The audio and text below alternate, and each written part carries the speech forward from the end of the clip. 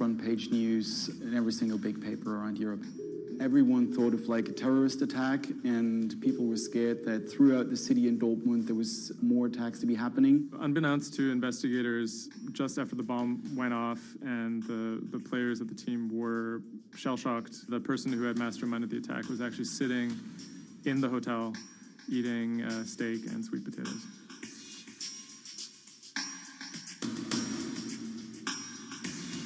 My name is Thomas Rogers. I'm the journalist who wrote the article, The Get-Rich-Quick Scheme That Nearly Killed a German Soccer Team.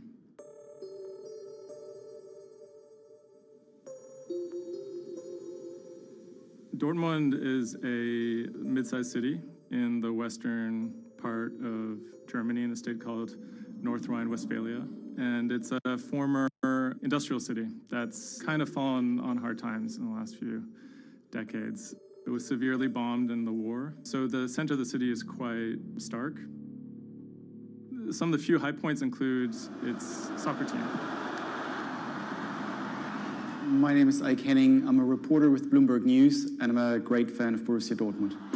Dortmund fans are super loyal. On all match days, the entire city is in black and yellow. It's like a religion.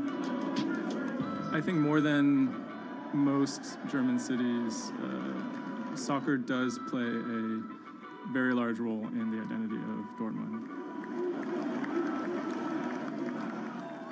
In October of 2000, the BVB became the first team in the Bundesliga to actually go public. Salaries for soccer players in the Bundesliga have gone up very dramatically. With such high prices, they thought that by going public, they would be able to compete better with big teams like Bayern Munich. Unfortunately, that didn't go too well. Dortmund bought too many expensive players, high wages, and the club almost went bust in 2005. The price of their shares, it has sometimes gone up, but mostly gone down since they made that decision. So on April 11th, 2017, the team was staying in a hotel on the outskirts of Dortmund. Match days are always special in Dortmund. Everyone is looking forward to it. The team always meets in the same hotel ahead of matches. They stayed in this hotel in order to have a kind of neutral space before games so that they could concentrate, be sort of isolated from distractions, things like that. Everyone was pretty optimistic. They had a chance to go really far, maybe into the finals. I was in the office and getting ready for match day. I was going to meet with a friend, a fellow Dortmund supporter, in a pub. As always, the fans are very excited about matches. On that day, they were heading to play in the quarterfinal against AS Monaco at Signal Iduna Stadium, which is in the center of Dortmund. Shortly before 7 p.m., the players of the team boarded their official team bus. When the bus took off the parking lot of the hotel and turned on the street, there were three detonations, 3 bombs that exploded and hit the bus of Dortmund. 3 explosions occurred close to the Borussia Dortmund team bus. The B team bus had just left the hotel. The explosions destroyed 2 windows in the rear part of the bus. People screamed, people jumped to the ground. The fellow Dortmund fan I was supposed to watch the match with, he called me and said, turn on the TV, there was an attack at the Dortmund bus. And I thought he was like, that was impossible.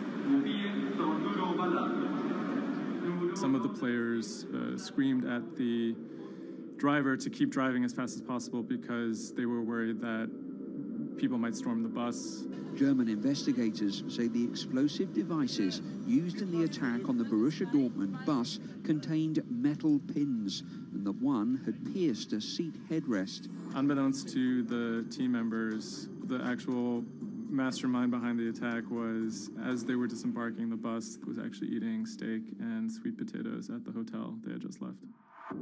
Authorities are attempting to verify a letter left at the scene claiming jihadists were behind the attack. Because there had been a series of attacks by Islamic terrorists in Germany and Europe, there was widespread suspicion in the media that this was another Islamic terror attack. 3 letters were found at the site of the bombing that took credit for the attack on behalf of Islamic State. There were, however, reasons to doubt this particular narrative. Would actually be a surprise if ISIS were actually part of this attack. Possibly could be a ploy by other groups like the far right wing to try and shift the blame. The letters had some strange qualities. They were written in a strange German that used big, sophisticated words, but had basic grammar mistakes, as if someone was native German speaker but pretending to be a foreign person. Federal investigators have detained one man suspected of links to Islamist terrorism, one of two suspects whose apartments were raided this morning. Shortly after the bombing, a man in Austria named Rudolf, who was a big BVB fan, he noticed that something strange was going on the stock market related to the team's shares. He emailed the lawyers of BVB, who then forwarded that email on to investigators. The email stated that someone had bought 60,000 BVB put options, a wager that the value of the shares of the team would fall below a certain amount at a certain date. Why would someone buy that ahead of a match and then 3 bombs go off? Something isn't right here. For the person to make money off of that, it required the stock to go down quite a bit in a fairly short period of time. And it wouldn't just be the team losing a match, it would require something much bigger than that. There was another big red flag about this purchase, which is the fact that it had actually been made, number one, on the day of the bombing, but also from an IP address that had been traced to the actual hotel where the bombing had taken place. When 3 explosions targeted the bus carrying the Borussia Dortmund footballers on April the 11th, written notes left at the scene claimed the attack was the work of ISIL. The truth, as is now alleged, is remarkable. On April 21st, the police arrested a man in a southern German city called Tübingen. He was on his way to work, and his name was Sergei Benegold. He seemed like an unlikely suspect because he had no known connections to the Islamic terror world. He didn't seem like a far-right extremist. He didn't seem like a left-wing extremist either. He seemed to be a completely unremarkable young man. A 28-year-old German-Russian man, named only as Sergei W., stayed in the same hotel as the players on the night before the bombing. He specifically requested an upper room overlooking the bushes where the explosive devices were hidden. The media dissected why he would do that, what was his past. He had been inspired by the 2015 terror attack in Paris. And he noticed that in the aftermath of the attack, the stocks of French companies went down. And he believed that if an attack took place that was directed at a specific company, that the decrease in stock price for that company would be even more dramatic. It never occurred to anyone that someone would do that out of greed. We now know that the suspect bought 3 different derivatives on the Borussia Dortmund shares. With all these derivatives, he bet on falling shares. The suspect bought the majority of these financial products on the 11th of April, the day of the attack. If the plot had been completely successful and the stock had reached a value of 0, Benegold would have made up to 570,000 euros, or the equivalent of about $608,000. Ultimately, the plan completely backfired. The attacker, Sergei Benegold, didn't make any money. In fact, he lost money. In court, he would be extremely quiet. He usually kept his hands clasped together. One of the lawyers actually commented that he had never seen a defendant act so calmly. Benegold had served some time in the German military. From that information and from online research, he was able to figure out how to assemble remote detonated bombs that would do what he hoped to do. There were a few days of extremely emotional testimony, including the soccer players who described doubting whether or not they could ever play another game again. It brought everything back up, and it didn't quite help them to kind of process what was going on. Throughout it all, he sat there completely silent. The big mystery that was swirling around the trial was the question of why. He may have simply done it because he wanted to impress a woman. Rebecca is a young woman who has a very troubled home life. She ultimately sees her relationship with Weinergold as an opportunity to leave that troubled home. Weinergold is a Russian immigrant to Germany. He speaks with an accent. He has anxiety in large groups of Germans. She begins to resent the fact that he has these fears and feels a little bit trapped. Rebecca attempts to dump him on multiple occasions, and he threatens to commit suicide if she leaves him. Weinergold apparently told Rebecca that she would soon be seeing a surprise. After being dumped via text message, he apparently began planning for this attack in earnest. Weinergold was charged with 28 counts of attempted murder, which carried a maximum sentence in Germany of life in prison. He claimed that he had nothing to do with the attack, but as time went on, he admitted that he had actually been the person who had built the explosives and had set them off. But he claimed that he didn't want to actually kill anybody. Ultimately, Weinergold didn't receive the harshest possible sentence. He was given 14 years in prison, but it's still a considerable amount in jail in Germany.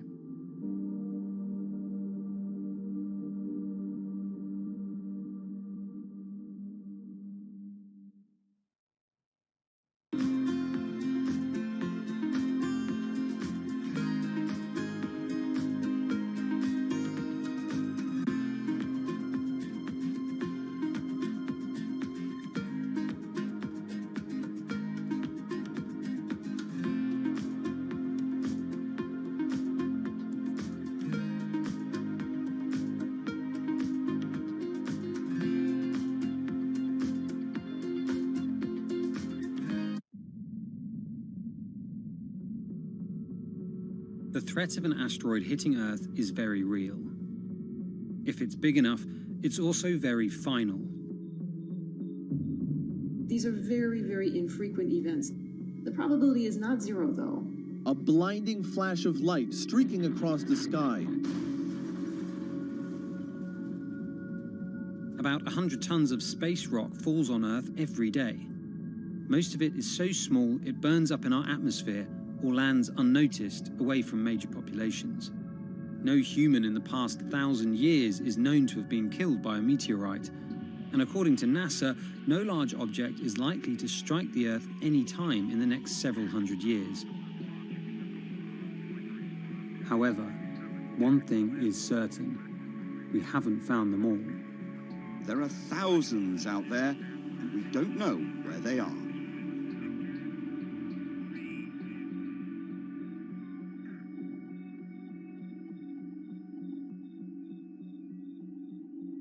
There are a lot of asteroids in our solar system. They number in the billions. Scientists all over the world are working toward detecting and deflecting the most catastrophic of natural disasters. The race is on to find as many of these objects as we can. We have a way of calculating whether or not an asteroid is potentially dangerous or not. I mean, I think it's something worth investing in. It's our existence at stake, right?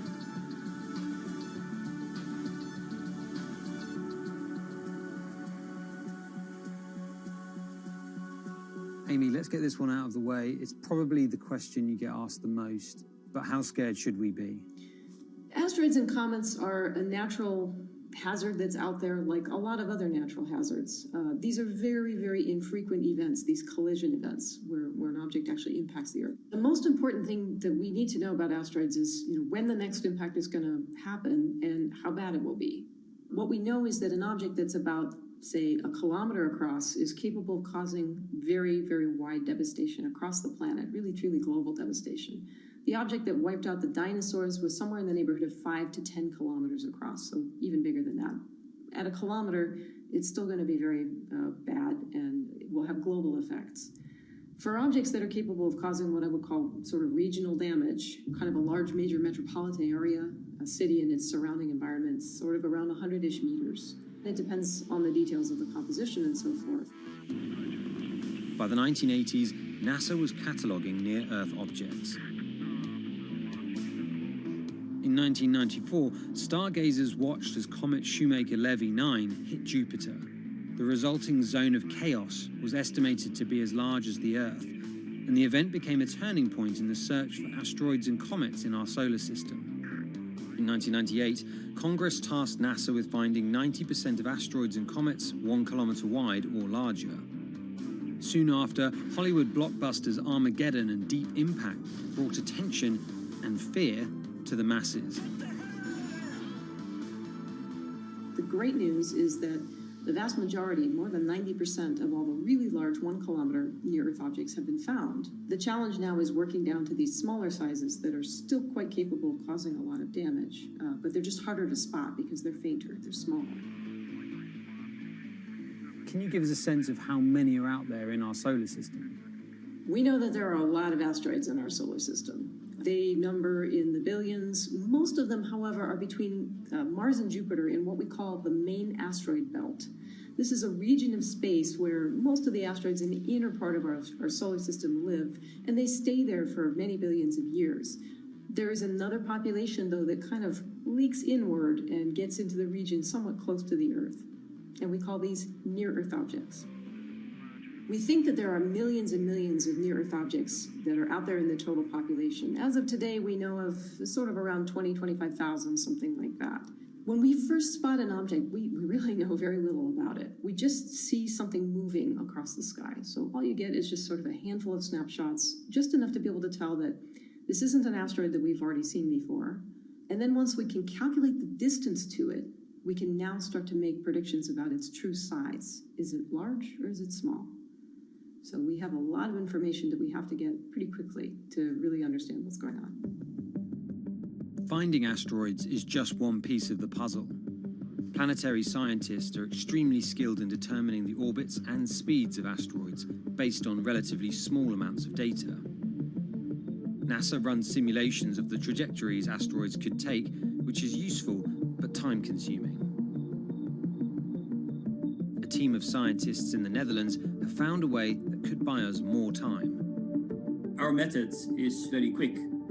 So you can very quickly get an assessment of whether or not the object is dangerous or not. If you look at the classical way of determining the danger of an asteroid, it may take days of computing time on very big machines to determine this hazardousness. The current problem is that there's just too many asteroids out there to spend a huge amount of computational power on all of them.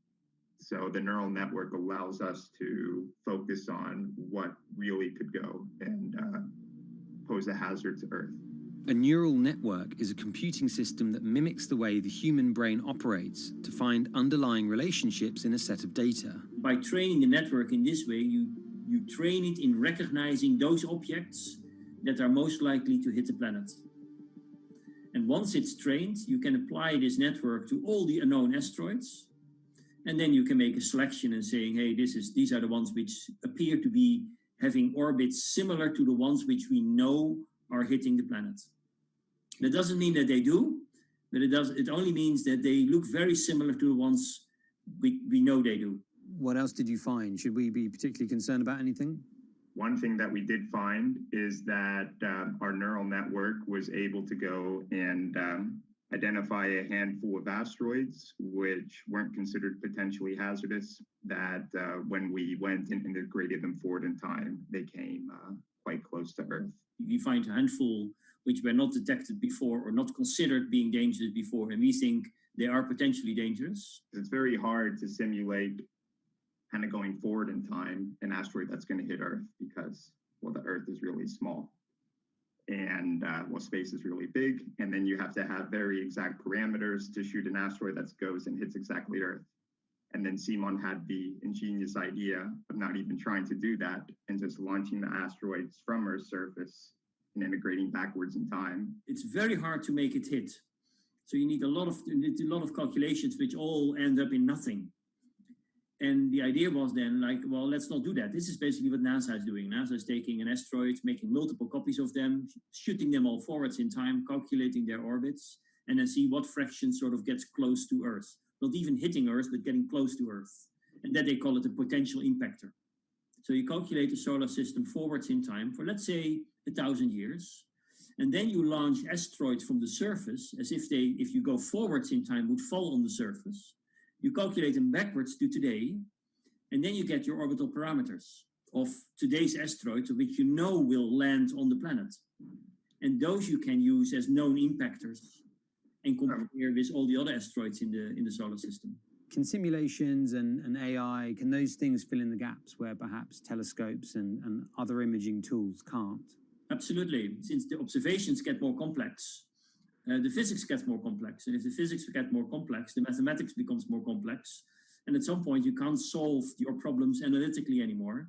And then this is where the computer comes in. Now we have this trained neural network. We have a way of calculating in a fraction of a second whether or not an asteroid is potentially dangerous or not, and therefore deserves more attention or more time to spend on for really finding out if it is dangerous. When it comes to hunting asteroids, time is critical. What we can do about a potentially hazardous object depends a great deal on what we know about it and how much time we have before the encounter. We'd really like to find them when they're decades away, because the more time you have, the more options you have, and the less energy it takes to move an object aside. It also means we might not have to resort to launching a nuclear warhead at an asteroid. Until recently, pretty much our only choice. That's an option of last resort, in my opinion, yes. We have lots of options available. You can just simply bump into the object and just nudge it out of the way. That's one possibility, and that's kind of, in a way, sort of the simplest thing to think about, just nudging it off its path a little bit with, a massive object, a spacecraft, let's say. It's just kind of like bowling, if you will. If you have a long time or a long stretch of runway in the lane, just a very small twist on the bowling ball will make a big change in where it ultimately ends up. Another option would be something where you take a very big, massive spacecraft and you park it next to the object and you use the force of gravity as a towing rig. That takes longer, though, and you need to be able to send a pretty massive spacecraft, and it obviously depends a lot on how big the asteroid is. Other options start to get more and more complicated, and they range from painting one side of the object a white color and painting the other side dark, and then letting the pressure of light sort of perturb its orbit. In a departure from the lab and computer simulations, NASA has real plans to rehearse kinetic impact deflection. In 2021, the agency will launch DART, the Double Asteroid Redirection Test mission, which will intercept a 160-meter asteroid in 2022. Better to practice now before we have to deal with an actual threat. In the meantime, discovering asteroids is our best bet. Thousands of scientists and amateur astronomers around the world make up an informal network that survey the heavens. But that may not be enough. NASA wants more resources to map our solar system and better technology. We need to ramp up our network of sensors, and also we need to just continue to strengthen our network of international observers so that we can get follow-up, because we find these objects when they're distributed all over the night sky. Once we get more observations, we get better data, we can make better predictions. If you look at the big impactors we have had in the last, let's say, 20 years, or maybe 30 years, or 50 years, most of them we haven't seen coming. So the danger, the real danger, I think, comes from the objects we don't know about, and not from the objects we do know about. This particular natural disaster, like a lot of natural disasters and like climate change, is a problem of the global commons. So the thing that we risk collectively is that it sort of then becomes nobody's problem, and nobody takes ownership over it. The asteroids are all over the sky. They just truly cross boundaries and borders with a second's notice. I kind of imagine in the future maybe lots of small satellites around the Earth that are always going and looking outward. I mean, I think it's something worth investing in. It's our existence at stake, right?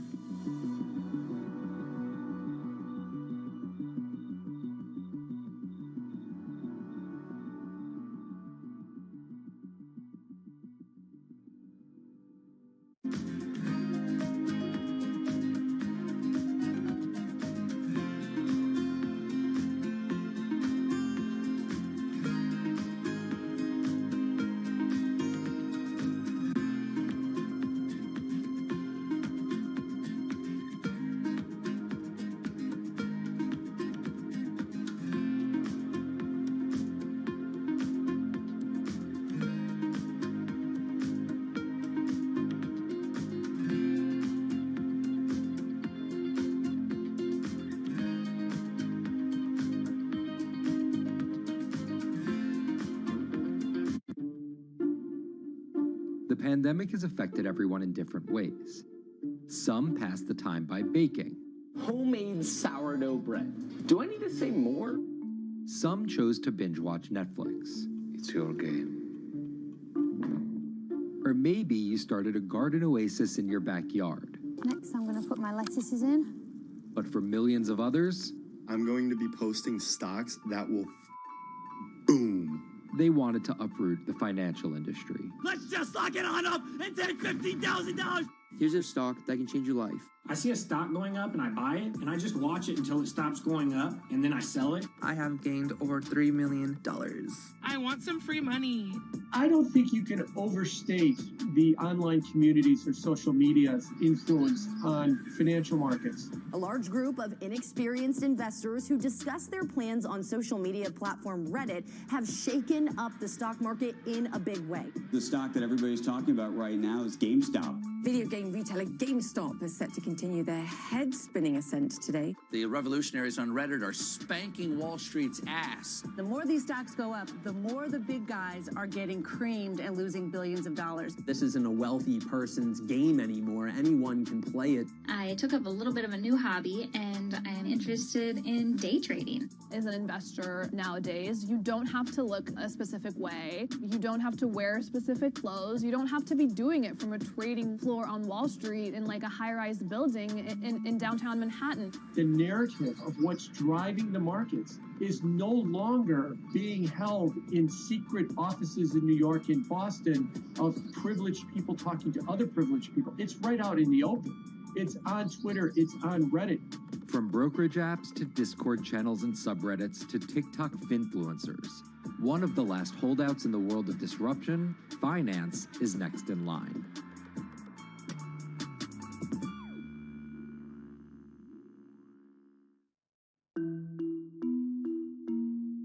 Investing should be as ubiquitous as shopping online.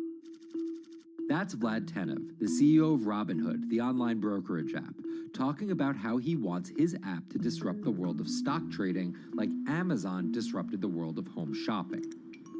And I think that speaks to exactly the mission that a platform like Robinhood has, which is to democratize investing.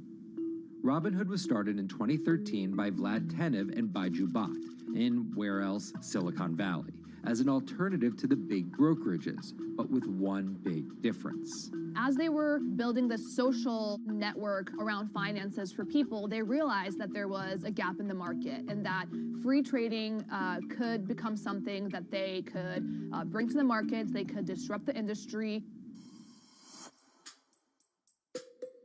While no-fee trading is industry standard today, it was unheard of when it was first introduced. The online brokerage industry was really innovative when they came on the scene 10, 15 years ago, but they kind of stopped innovating where you haven't seen those commissions come down beyond $5 or $6 or $7. Robinhood think that by offering zero commission that they're going to push people onto this platform. And on top of no-fee trading, the customers Robinhood was courting have been long overlooked in the world of finance. So the typical customer of a Charles Schwab, for example, is putting a lot more money in that brokerage account than the typical customer at Robinhood. Even today, with all of its popularity, the median account size is about $240. There's Fidelities in the Schwabs and the E-Trades of the world. They look down their nose at those kind of accounts. I don't want a $1,000 account. They're just a headache. I want a $100,000 account. And this is key here, right? Because the thing about Robinhood that's different than every other single brokerage platform is how easy it is to use. The design of the Robinhood app really has in mind a user who might be coming at this absolutely cold. The fonts are very well sized, the shapes, the colors, all of that is something that the founders of Robinhood paid really close attention to. And by creating an interface that catered to a newer investor, they were able to gather a pretty healthy group of customers. And by 2019, they had about 10 million customers. Those 10 million customers were a huge success story for Robinhood, but no one could have predicted its explosion after the arrival of COVID-19. Remain indoors to the greatest extent, and 100% of the non-essential workforce must stay home. What we saw when the pandemic hit was the growth of Robinhood users absolutely turbocharged. And oddly, you saw this surge in interest in stock trading. Then they saw the absolute surge in 2020 in customer growth. And now, by many accounts, they have more than 20 million customers, which is pretty extraordinary. So the next step for them is to figure out how to monetize those users and how, even with their small account sizes, to get them to grow with the company and, as it releases more products, come along with them.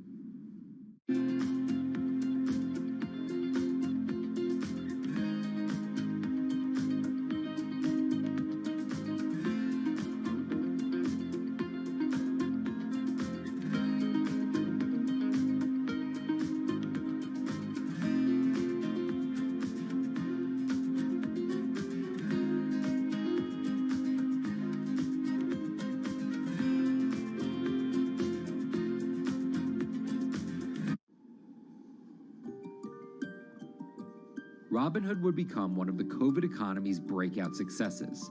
Robinhood traders, as they're called, became the shorthand explanation for the frenzy of often speculative retail investing after the pandemic lockdowns. Kids wake up in the morning, they go on Robinhood. They're, in the shower, they check Robinhood. Kids are learning how the stock market works at 18 while they're at school, checking their phones in between classes because notifications pop up telling them what their stocks are doing that day. With these new tools, millennials and Gen Z are investing in the market in ways their parents could have never even dreamt of. That is sort of key when we talk about the divide between older and younger generations, is that the younger generation is exposed to so much more information and tools at their disposal to do what they want in the market. The older generations, you never had the technology or the cost structure that you could play the markets like you can today. So you were stuck with giving your money to a professional investor and paying them a fee to do it. When I speak to young kids, they tell me, I'm making mistakes, I'm losing money. I'm not a perfect investor, but I'm 18, and by the time I'm 30, which will be, 10 years from now, I'm gonna have interacted with the markets for a decade. And so it's a learning experience more so than anything else. And you can look at it and you can say, wow, that's risk-taking, that's dumb, but if you could possibly shave 10, 20 years off your working life versus adding 5 years, I don't think you can fault people for that. But Robinhood is only part of the puzzle. Sure, you can trade on it, but without research, information, and data, you're just blindly throwing darts at different stocks and hoping to strike it rich. Wall Street forever has always run on what we now call narratives or memes. People telling rumors to each other have been around for 100 years. On Wall Street, information is its own currency. Historically, either you had it or you didn't, and the people who had it had a huge advantage. In the past, those narratives and memes didn't have a network effect. It would be one person telling another person over the phone. In fact, when I broke into this business in the 80s, a lot of people used to complain that they weren't on the call list to get those ideas. Social media changed all of that. Fast forward to 2021, that's being done on the internet now. And that's being done on Discord and Twitter and StockTwits and Reddit. And the impact is very similar, but orders and orders of magnitude larger. As social media has played a bigger part in our lives, it's also played a bigger and kind of more important role in how people find investing ideas online and on these platforms. How do those ideas spread? On TikTok. Yes, that TikTok. Soon may the weatherman come to bring us sugar and tea and rum. People aren't just going to it for sea shanty videos. The personal finance hashtag on TikTok has garnered 3.5 billion views from its 1 billion monthly active users. By comparison, videos found under the cooking and health tips hashtag have 2.6 and 2.1 billion views respectively. The trajectory of Robinhood and TikTok were literally on par. What happened in the stock market this week? So the word of the week is expectations. Absolutely essential that you guys understand the risks of shorting. And Kayla Kilbride and Kyla Scanlon are two of those financial influencer TikTokers, also known as finfluencers. I think people still care about fashion, they care about culture, but it's also like there's this big behemoth thing called the stock market that we really don't know a whole lot about, and it's gatekept behind the industry. And so people like want to unpack that. And so my audience is, a lot of them are younger investors who are looking to hone their skills. Tech and write-up. Kyla and Kayla are two of the more, let's say, professional TikTok influencers. The Tesla ARK Bitcoin Biotech Risk Cluster. I've been trading since high school, and it was a really interesting way for me to fill out my decision-making frameworks and to think about thinking. And I think that the more that we can have people thinking about finance, the better that we're going to progress as a society. I think it's a huge gap in our educational system. If you're going to buy an option for a stock you think is going to go up, it's a call. So think of it like this. I made the options video where I was like, options are just like shopping. Rumor has it that this pallet's about to go up in price. So if I come in tomorrow, can I still buy it at said price?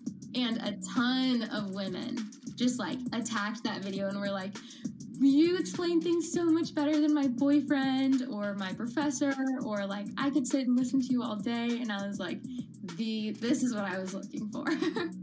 But TikTok's algorithm does not reward calm and measured videos about responsible investing. It rewards this. Watch this video for 30 seconds and you'll be rich for the rest of your life. I try not to say the A word, the ALGO word, because TikTok listens to us. The algorithm does impact how you feel. You know, you do notice which videos do better versus which videos do worse. How do you catch someone's attention in less than 60 seconds? And how do you make it something that they're like, I need this in my life? Nearly impossible to do that in 60 seconds. But the people who perfect it are the people that you're going to watch and going to stick around. And where people are sticking around? Reddit. And its nearly countless subreddits about finance. And by far the biggest one of those is Wall Street Bets. There's a lot of social media platforms out there, but Reddit is like the social media platform for finance. Places like Wall Street Bets is where it all goes down. Started in January 2012, it wasn't long before Wall Street Bets adopted a 4chan-like etiquette, leading to their tagline, like 4chan found a Bloomberg terminal. We had all these unexplained stock moves, and we would be grasping for why stock XYZ jumped 20% in a day. And you would look at Wall Street Bets, and you would see people there talking about buying options in that stock, and it sort of, squared the circle, so to speak, and started making sense. And it was at that point that it was like, wow, we have to start paying attention to this.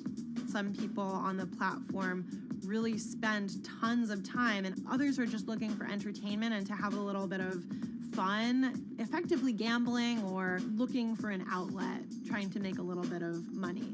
Then on top of all of that, there were stimulus checks. Now, clearly this money is going to people who need to use that to eat, to live, but there's a lot of people who use this money to invest in the stock market. And it's not just stock tips. People quote-unquote YOLO their entire life savings or stimulus checks on a single stock.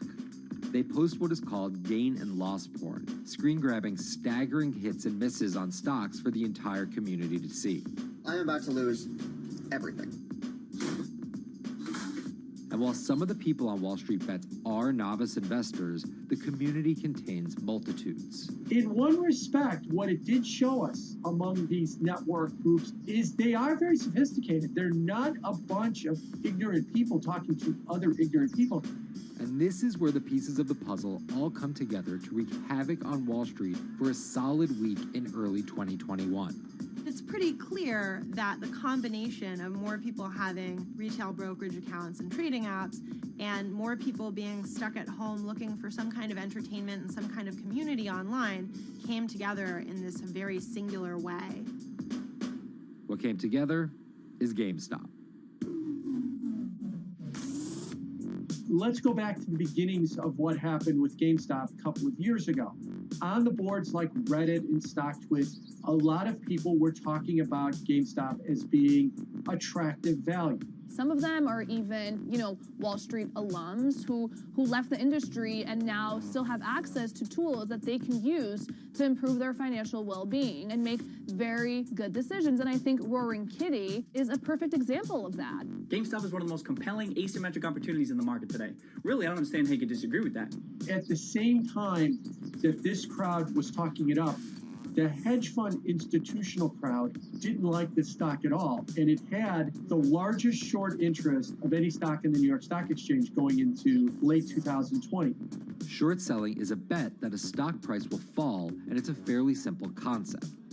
An investor borrows a stock and then sells it. The investor is betting on buying the stock back later for a lower price before returning it to the original owner, pocketing the price difference. What a short seller would tell you is that they almost act as a policeman in financial markets, or they're at least looking for companies that aren't what they say they are. And that can range anywhere from an outright fraud that some short sellers try to expose to just a company that's not worth as much as investors think it is. The problem is, if the stock price rises, the short seller has to come up with the money to buy the stock back. And the more it rises, the more it costs. And that's what's called a short squeeze. And the hedge fund Melvin Capital was on the wrong end of that squeeze. Melvin Capital lost over 50% of its money in the month of January alone, just from being caught in the short squeeze of the stock. This is where the disruption comes in.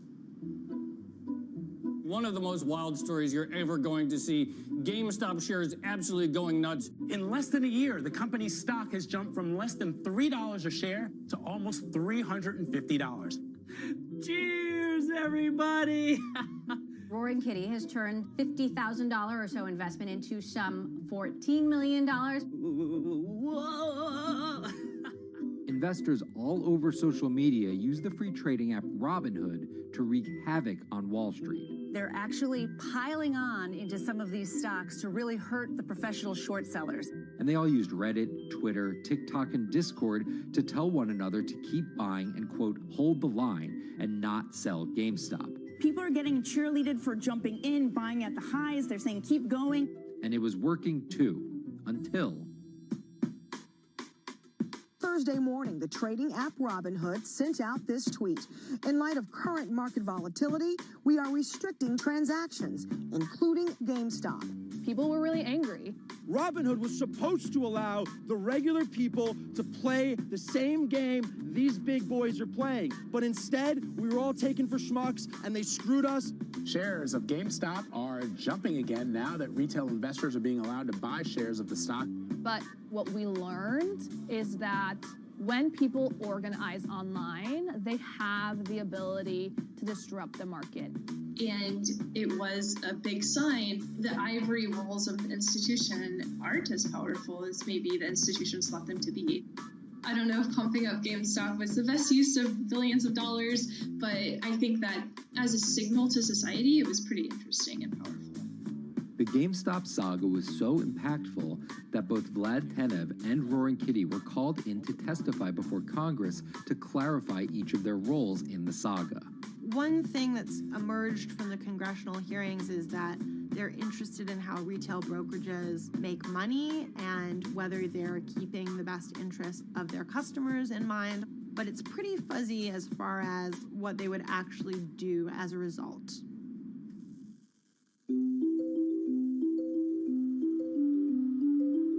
While the frenzy around GameStop eventually subsided, it didn't take long for retail investors to find other areas to invest their money. Take a look at Bitcoin going bananas over the weekend. Bitcoin forms a brand new all-time high. It was after GameStop started to drop that we saw Bitcoin really go up to over 60,000. How much further does this rally have to run? It's compelling to say that money shifted from one venue to the other. While correlation doesn't equal causation, there's a chart out there showing an inverse correlation on meme stocks going down and cryptocurrencies going up. There's definitely an aspect where people are making money on stocks and then moving, they're agnostic, they're not hedge funds. They can invest wherever the hell they want. It's a classic sort of momentum trade. They're going to wherever the winners are and they're willing to jump on and, ride it. So whether it's meme stocks like GameStop meme coins like Dogecoin, or entirely new ways to invest in art like NFTs, the new kind of retail investor is making its presence known. Over the next 10, maybe 15 years, you're going to continue to see, whether by choice or by force, that baton go from older generations to younger generations. I don't think any single app is going to be the thing that disrupts. I think people are the disruptors. How people get ideas about what to invest in has become increasingly entwined with social media. And as social media companies govern more and more of our lives, the fact that now they're tied in more intimately to people's wallets is something that we might want to understand better. Usually what disruption, I think, means is technology comes in, whether it's blogs to the newspapers or online retailing to brick and mortar. They come in and they're in the same business, but they just do it in such a gigantic cost savings that it causes everybody to switch. Well, that's the risk that happens here, is that it's so much cheaper to just manage your own money. We're not there yet, but costs and conveniences are moving in that direction. So I'd say, Wall Street, you haven't been disrupted yet, but you could be in the coming years, and that the final chapter on this story hasn't been written.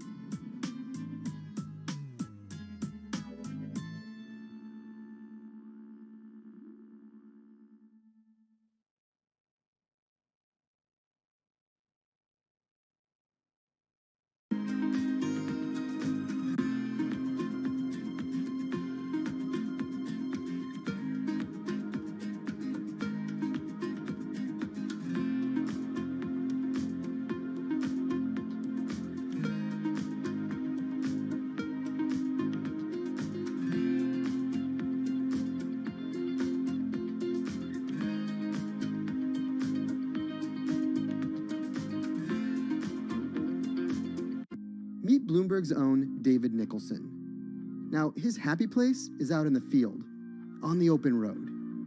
But like the rest of the world lately, he's been working from home a lot more than he's used to. COVID-19 has prompted a massive urban exodus as professionals of every ilk yearn for more space to live and work. As a result, rural areas have exploded, and they're poised to experience a resurgence as more and more families pack up and leave the big city to try out life in the burbs. But there's one problem with that.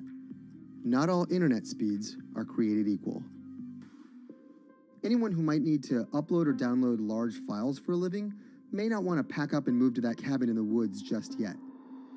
Now, David's house isn't a cabin, but it is in the woods, and inexplicably, his internet is workable. My internet is okay. I pay a lot for it. It's around $140 a month. The download speed's great, and the upload speed is terrible, which is really bad for my work because I have to upload these massive files. But I'm definitely one of the more lucky ones in this community. Just a few miles down the road, my buddy has awful internet. It's usually under 2 down and under 0.2 up, so it's often unusable. Some days it's around 1, and other times it'll drop down to about 0.2, 0.3. I just want to be able to have internet at my house without having to go outside the normal ways of acquiring internet. It's really frustrating. We're literally miles, a few miles away from downtown, and it just cuts off. This is a problem, and the solutions are not there yet, because getting high-speed internet in rural areas en masse is something our providers may simply not be ready for.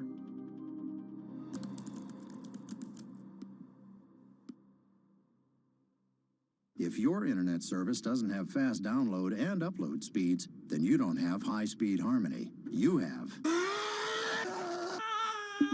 Americans on average pay about $70 a month for internet at home. But in rural areas, it could cost a lot more for a lot less service. So the pricing for a fixed wireless provider here can be something between $80 and $150 for about 25 megabits per second. However, gigabit service, which is 1,000 megabits per second and symmetrical, is running at about $119 a month or $130 a month. That's John Paul. He co-owns Spiral Fiber, an internet service provider here in Nevada County, California. And for the past 10 years, he's been trying to bring an affordable fiber optic network to town. It all started when he applied to be part of the pilot program for Google's fiber service. Across the country, civic boosters have been going to extremes, chanting, singing, Google in the morning, and marching, trying to get the search engine giant to look at their town. The internet these days is crucial to be in the world, to be a part of the world, and to be connected to your community. Google ultimately went with Kansas City, Missouri, which left Paul on a mission to get funding to lay out fiber optic networks for gigabit service. Over the next several years, he would attend conferences and pitch venture capitalists and apply for grants to make his vision come to life. One of the biggest roadblocks to building infrastructure for the internet here in the United States are the existing large providers. They have their land staked out. They would prefer that nobody come in and compete against them. In 2013, we applied for a grant. We went down and met with the commissioners at the California Public Utilities Commission. It was an arduous process to get funded, but we finally did against all odds. We got a $16 million grant, and then we went out to seek venture capital. Then, in March of 2020, the pandemic hit the world.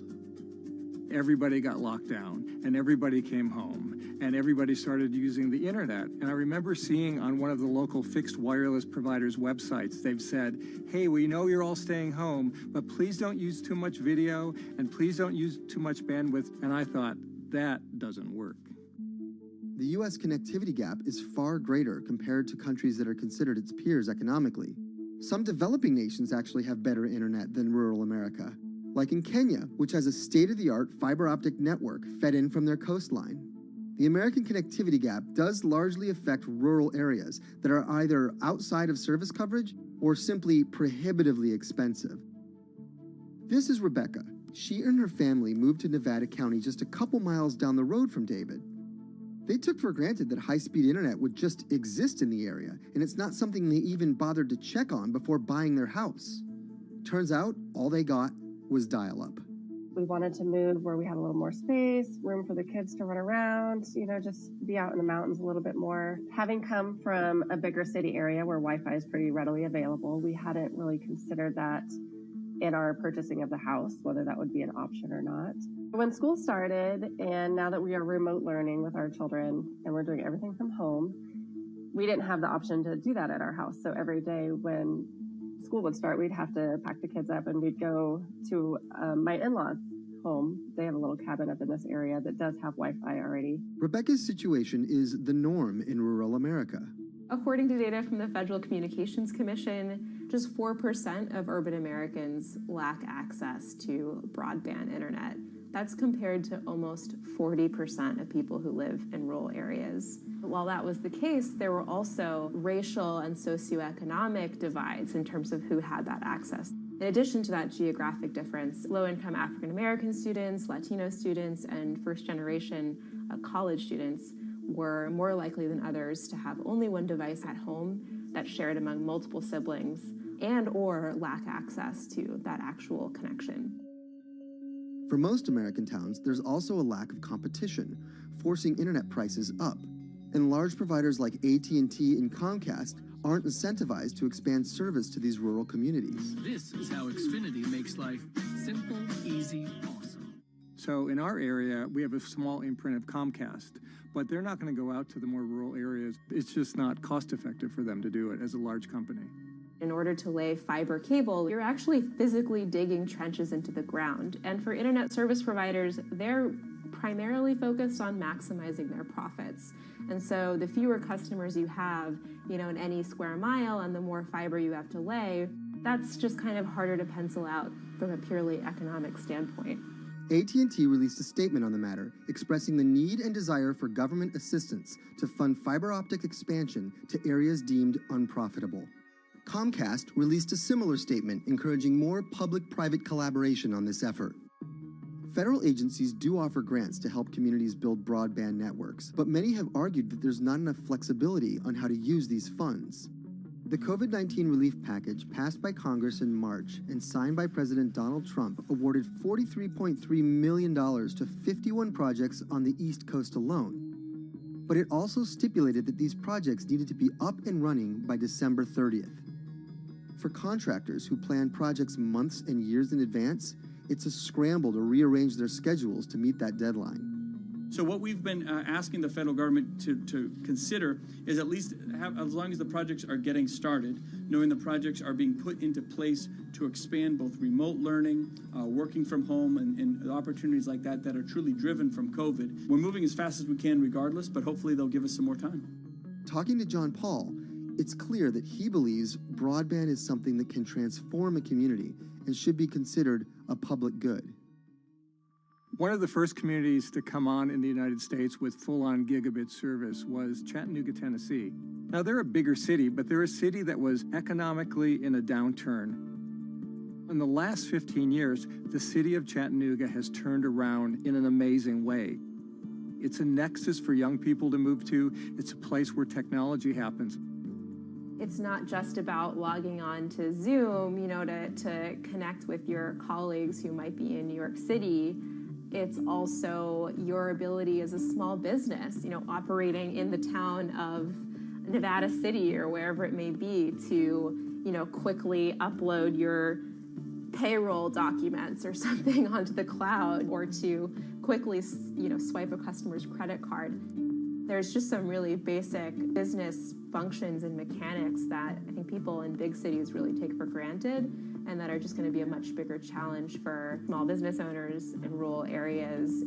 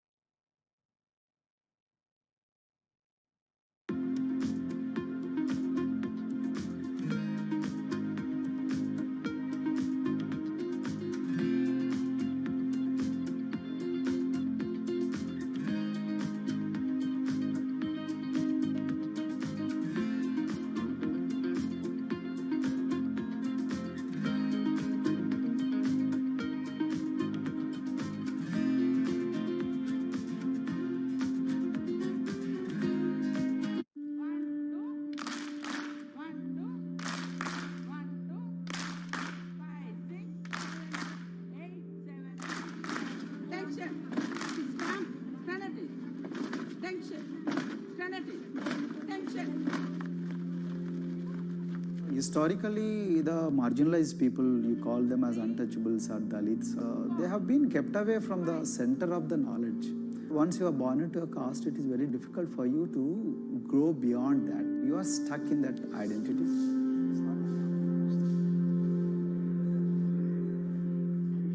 I think education is the best way of liberating them. So that's how I chose to work in education sector.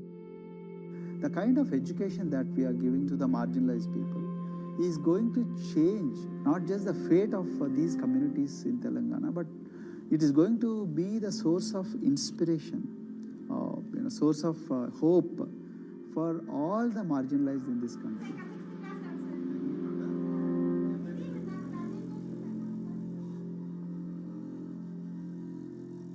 Greatest blight in India is the system of caste. For generations of Indians, the social code known as the caste system has defined how people earn a living and whom they marry. Although outlawed 7 decades ago, castes remain a significant factor in deciding everything, from family ties and cultural traditions to educational and economic opportunities. Dalits, people who are on the lowest rung of the caste system, constitute almost 1/5 of India's population of 1.3 billion. Not able to afford the high tuition of private schools, many are forced to attend government-funded institutions, which in the past have suffered from poor infrastructure, lower education standards, and high student-to-teacher ratios. But Dr. Praveen Kumar is trying to change that.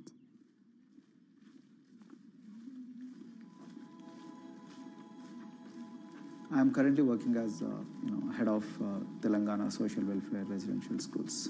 So totally above 400 schools I manage. These are all residential schools for the students who are historically marginalized but talented and then poor. My friend also Of them, 60% are girls and then 40% are boys, because girls are more marginalized among the marginalized. Their voices are always suppressed. My approach to improve the conditions in the schools has been put your eyes and ears on the ground always. Talk to the parents, talk to the teachers, talk to the students, stay in the schools and then understand their problems, their challenges, both in classrooms and then the corridors and the dorms. Then go to the dining halls and see what kind of food they are eating, and then go to their homes and then what kind of food they are getting and what kind of challenges the parents have. One of the important changes that I brought in after I took over was to complete the transformation of mother tongue to English medium, because English medium, as I said, English is the language of emancipation, a language that connects you to the whole body of knowledge in the world. So we had to train a lot of teachers. Refer to the dictionary also, okay, and find out the new meanings. As well as describe about. Hey, Ruchita, how are you? Hi, Sindhu. Fine, thank you. And how about you? I'm fine too. It's been a long time. Identity is extremely important. There is a scientific evidence to prove that your sense of identity is extremely crucial to your growth as a successful human being in your life. If you accept an identity which is very humiliating, which reminds you of very painful past, I think that identity will not help you to grow. I'm not saying that you should forget your past. I'm not saying that, but that should not be the bubble in which you must live always.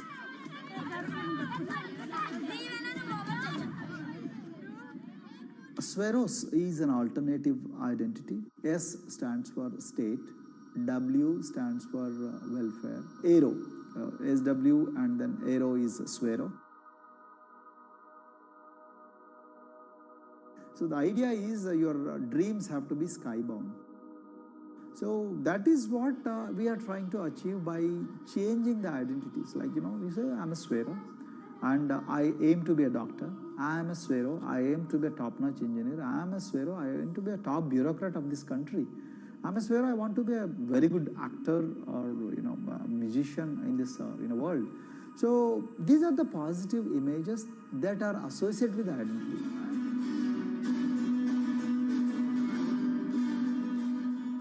Just to give an example to you, in 2012, in our institution, we used to produce about 6 doctors per year. But because of our, this self-liberating ideology of Sveroism, we have, this year, we have produced about 189 doctors. This is phenomenal for any poorest of the poor people. You know how difficult it is to get into medical colleges in this country. So, but today, because of this ideology, the students have been able to achieve this, feat. Pujita has been a farm laborer, and her parents themselves are agricultural laborers. And then this girl used to sell vegetables, but thanks to the residential education institutions, she came to the Gaulidoddi campus, and then she toiled very hard for 1 year, despite many problems. And today, I'm so happy to share with you that she has joined one of the prestigious medical colleges in the state of Telangana, Usmania Medical College, and then in future, she hopes to be a gynecologist. So this is the journey our children are hoping for. Similarly, the Mount Everest expedition. At Mount Everest expedition, we are very fortunate enough to place the youngest ever female in the history of this world on the peak of Mount Everest. How did this happen? It's all because of an ideology that helps you to liberate yourself.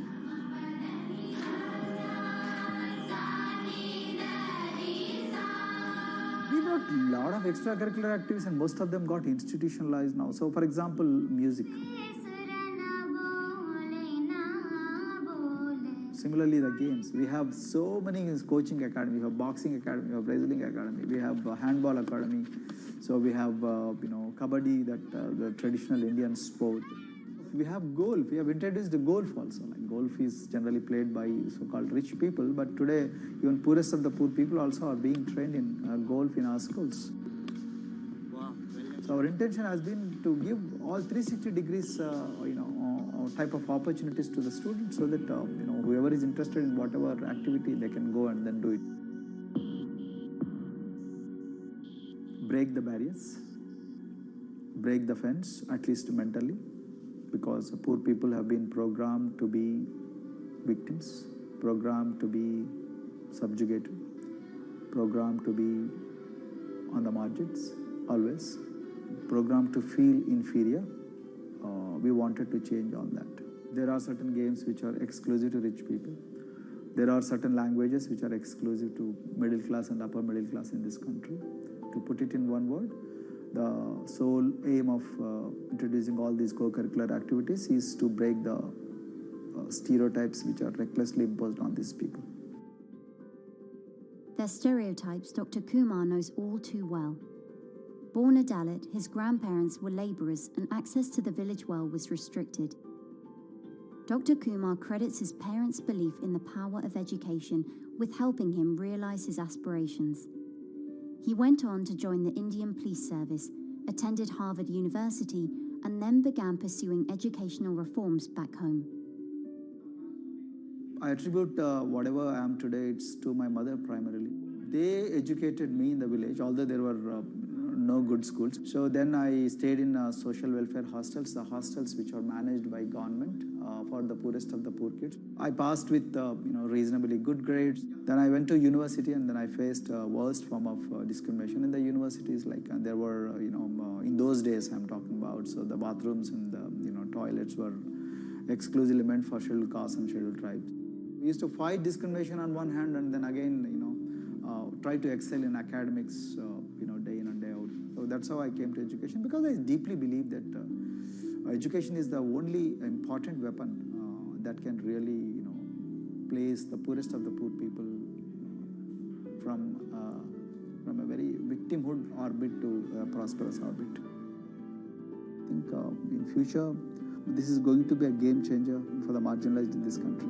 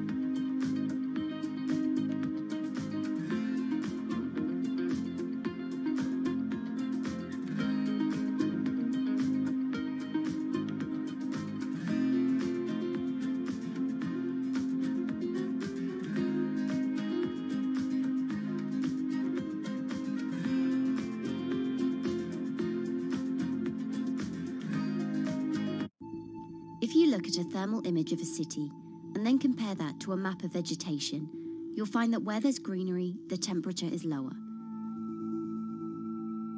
That's because things like asphalt, concrete, and shingled roofs absorb more heat from the sun than trees. This is the urban heat island effect, and it accounts for higher temperatures in cities, often by several degrees compared with their surroundings. It's becoming a huge risk to human health as growing urban populations exacerbate the heating effects of climate change. Heat waves kill more people than any other extreme weather event, more than tornadoes, hurricanes, and even floods. That's why urban heat island mitigation strategies are being studied in Singapore by a group of researchers. The government-backed project called Cooling Singapore is now in the process of combining everything they've learned to create a digital tool that can help cities all over the world, starting with Singapore.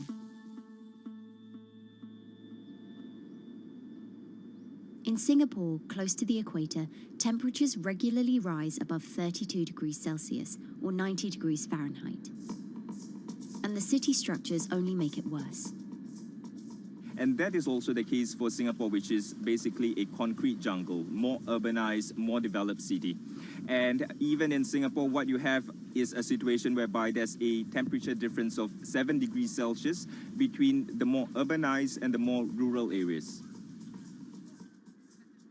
The government has taken drastic steps to keep temperatures down. This is Gardens by the Bay, an award-winning park, and inside this greenhouse is a pleasant 24 degrees. That's because the dome, along with 24 nearby towers full of thousands of people, is chilled by what's probably the world's largest underground district cooling system. It uses a large central plant that cools water and then pipes it into banks, residential towers, an exhibition centre, shopping malls, and the city's iconic Marina Bay Sands hotel and casino complex. So one of the biggest perks of using this system for the buildings is that they can save 40% in terms of electricity usage compared to your traditional air conditioners. And with Singapore relying on natural gas for most of its power, this new system means emission savings equivalent to removing 10,000 cars from the city's roads. That has big implications for the rest of the world. If things stay as they are, more than a third of the world's electricity could end up being used to cool buildings and vehicles by 2050. As the world gets hotter, gets warmer, there is a greater need for air conditioning and as well as refrigerators, for instance. And the more people are buying these household appliances, the more energy usage they use, and they release heat more, and that then exacerbates climate change. It's a vicious circle. And so since 2017, researchers at Cooling Singapore have been identifying design solutions that reduce our need for so much cool air in the first place. One thing many cities have in common, and that's the importance of vegetation. That's a very important measure to mitigate the urban heat because of the shading effect, of course, and the psychological effects of the vegetation, and also because of the possible evaporative cooling effect of the vegetation. Vegetation can be, of course, on the ground floor in form of trees and shrubs, and you can walk under them. This is the so-called canopy layer that the vegetation forms above us. But vegetation can also go up the facades of buildings, and it can go to the roof of the buildings. Luckily, Singapore has been striving for the Garden City feel for quite some time. It was a vision initially introduced by then Prime Minister Lee Kuan Yew in 1967 to make life more pleasant for people. And today, Singapore is one of the world's greenest cities in terms of urban vegetation. Kampung Admiralty, a community centre that contains health facilities and social spaces, now provides more green space than the plot of land it was originally built on. It's topped by a roofscape of staggered terraces covered in local plants, which functions as a community park. And a village green in the centre that contains farm plots for residents to tend to. Park Royal on Pickering was designed as a hotel in a garden that doubled the green growing potential of its site. There's now 15,000 metres of sky gardens, reflecting pools, waterfalls, planter terraces and green walls. And the government has big plans as well. Singapore actually has a plan to plant 1 million trees and add more green spaces over the next 10 years. It is actually a mix of wanting to reduce the urban heat island effect, but on the other hand is also to get the people to be more connected to nature. But it's not enough. The city-state has still been warming twice as quickly as the world average over the past 6 decades. That's why Cooling Singapore has developed a catalogue of other potential heat mitigation measures. When you try to mitigate the urban heat island effect in a city or in any building, in a village as well, the first place to start is by shading of the windows. You have to keep areas clear so that the wind can move through it. Water of a certain depth can act as a very good thermal buffer. If you have to construct heavy buildings such as high-rises, at least you can make the surface, the facade, less heavy, and you can protect it from direct sun penetration. We have to make sure that no combustion engines will be in the city in the middle, in the medium to long-term range. So ideally, the electricity production is outside of the city, and you bring just the clean electricity into the city. You can at least minimize the use of energy in the city, and you can start to slowly convert the roofs, the facades of the city into production areas for renewable energy.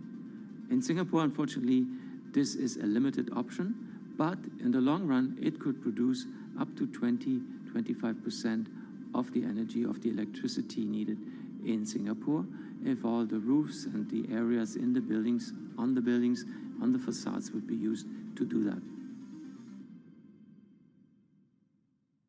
With so many different ideas, Cooling Singapore is also designing a virtual model of the city to test them out.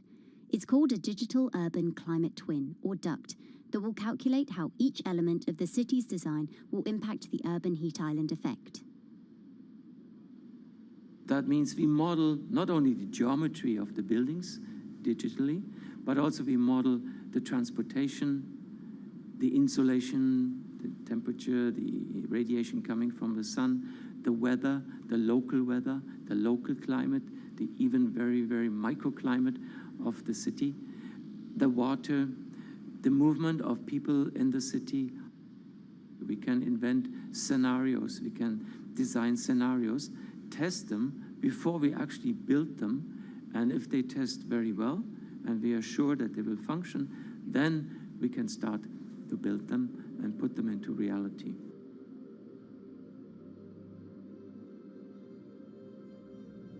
Singapore will be using this new tool to figure out which actions it should take next.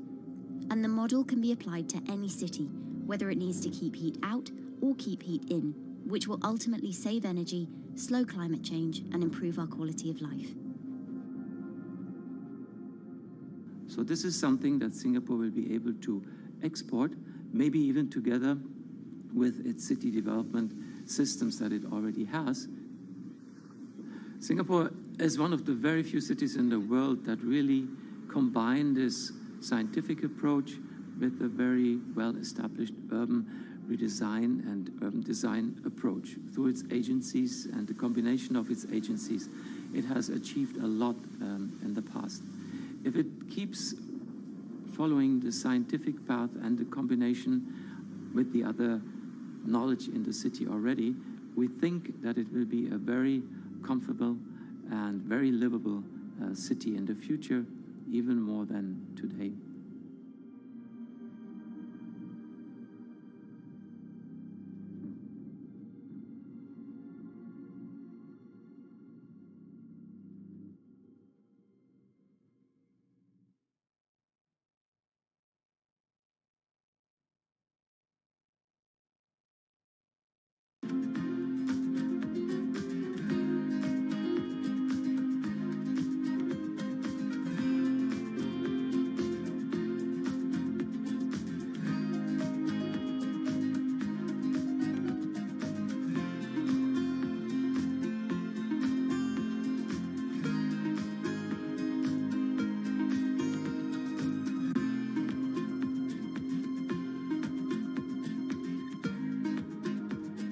Times are tough. Jobs are scarce. It's risky to be outside and around others. Seems like there's very few ways to make extra money during a pandemic. So I guess I'll just hunker down and binge social media until this all blows over. Wait, don't these people make money? How do these people make money?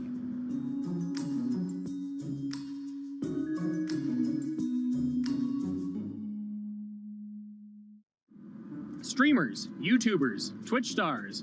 How do they make money? Is it a lot? Is it a lot of work? I know, I gotta ask somebody in the biz, and I got just the guy, Austin John Plays. This is your full-time job now, right? As of November of last year, yes. This was always just kind of like a side thing. Like any money that I made from doing my videos and whatever else, I never touched that because I didn't really think of that as being like real money. And then it started coming in more and more. And then it was like I hit my first day that I broke $1,000 and I was like, this is actually going to be money. How did the YouTube channel come to be? When the game Pokemon Sun and Moon came out for the 3DS, there was like things that I learned about the game, and then I wanted to just share that information with people. And at the time, I didn't have any way to capture a screen or anything, so I found like generic footage, and I kind of put it all together with so much editing. And that video got 6 views. And then 2 days later, I made another one. And that one got 12 views. And then I just started pumping out more and more content, and people were like, this guy knows what he's talking about. It really just started building on top of itself. And then it was like, my channel really focuses on tips and tricks. So I play a straight 18 hours and I'll finish the game or get to about the 40-hour mark.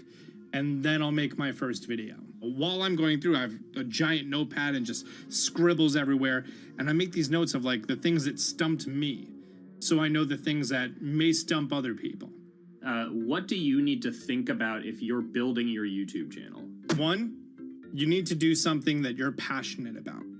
Not that you like, not that you think you're gonna make money on, something you're passionate about. The other thing is something that other people are passionate about. It holds a special place to them. And third is, it needs to be something that people are gonna seek out information on. In order to enter into the marketplace, you either need to be better than everyone else, you either need to be faster than everyone else, or you need to be more accessible than everyone else. And you can't be more accessible because it's already on the platform. Granted, if you understand how the algorithm works, which is very similar to Google Analytics, then yeah, you can have a little bit of a head start. But if you're not doing it faster, and if you're not doing it better than everyone else, then why should anyone watch your channel? So my income as a YouTuber kind of breaks down to 3 different ways. 1, which is the bulk of it, which is ad revenue. Whenever you go and you watch a video and then there's an ad and then you wait 5 seconds and you hit the bottom right corner and then you go on to the next video, or a non-skippable ad, or the video starts immediately, you get the little banner ad at the bottom, or if you scroll down from the video, the first thing that shows there is an ad. Those are the 4 different types of ads that can appear on every single YouTube video. And all of them pay a certain amount. It varies on lots of things, like the country of the person who posts it, the country of the person who watches it, the time of year, where you are in the quarter, if there's anything going on with a reduction in ad revenue. Like, great example, COVID-19, companies weren't spending as much on advertising. So because of that, CPM went down. CPM stands for click per thousand. I'm using the Roman numeral for 1,000. And that means that for every 1,000 views, you get a certain amount of money. Now, on low ads, when I first started off, my CPM was 30 cents. So every 1,000 views, I made 30 cents. But then once I signed with an MCN and I started making more quality content and more engaging content, some of my better videos and certain times of the year, I can see CPMs as high as $12 to $14.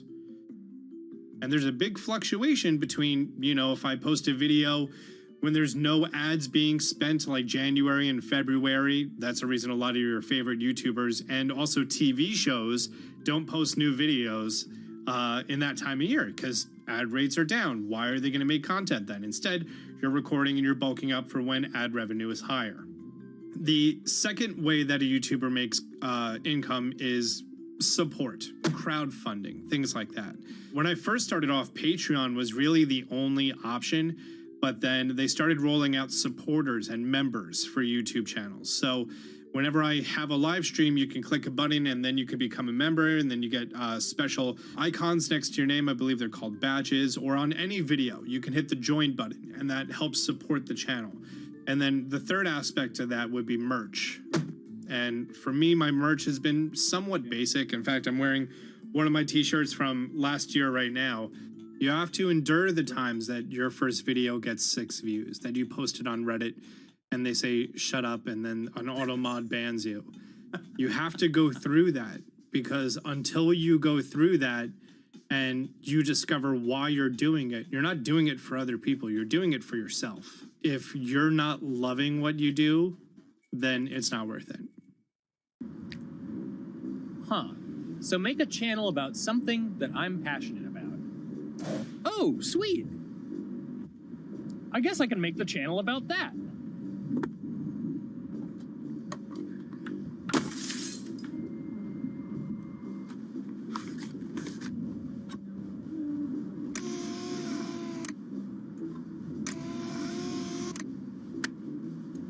Now, how do I grow an audience? How do I get popular? It's all about diversification, right? You have to have a massive Twitter following. You have to have a massive Instagram following. You have to have a massive YouTube following. Of course, you have to be on Twitch, which is the key platform. But basically, any way you can get in front of your audience, you can engage with your audience, is going to drive those clicks, which ultimately drives the advertiser revenue that you get back from all of these platforms. It's me and Dan playing video games and talking in a funny manner over them. They're not just people who are good at games, they're actually people who are good at online engagement, online entertainment, first and foremost. You have the right to remain stylish. Anything you wear can and will be used against you in the court of fashion. The streamer is either very, very talented at the game. The best player in the game is generally going to draw a crowd because people like watching people who are very good. On the other hand, they're either very, very good or funny, charismatic, whatever it is on that side. Oh, no.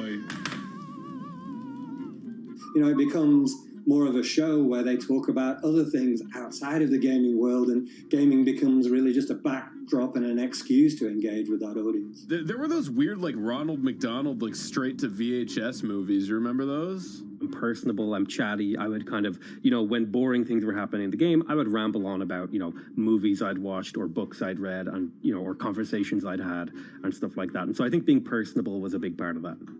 It's not just getting on and playing games. It's getting on and being an entertainer. You are putting on a show. All right, now let me go ahead and grab the samurai sword that every gym has. Okay, he's dead. To have a larger audience and to have that audience, I think, stay with you, you have to bring something extra. You have to find your niche. You have to find what works and what connects with the audience and what makes them laugh and what makes them keep coming back. You gotta make it a little more exciting, all right? Throw in a hanging bishop. Have everybody in suspense for a moment. I think the real most important thing is to just get used to being on camera. Like in any sort of performance thing, is get used to talking on camera.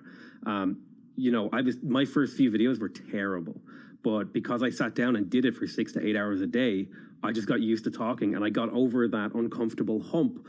If you go into Twitch purely with the expectation that you're going to make money, make a job out of it, have all this growth, and it's going to be great, you're probably going to burn out prior to getting to that point because there's very little payoff for a long time, right? Like multiple years generally before you really start to see a payoff. And so, those first few times you're streaming, nobody is there. One person shows up every 30 minutes, says hi, maybe, and leaves, right? Like, it's very discouraging, I think, for a lot of people. And so you have to be there just loving it. You have to love talking to yourself when nobody is around. You have to love just the game that you're playing, all of that stuff, because it takes a while. And I think a majority of people burn out prior to getting to the profitable point of it. And there you have it. My very own YouTube, Twitch, Discord, and streaming channels all ready to go live. It's a veritable social media ecosystem just on the verge of thriving. So don't forget to smash like and subscribe and visit my Patreon for perks. Also, go to my merch page. And one last thing, stay cool, my friends.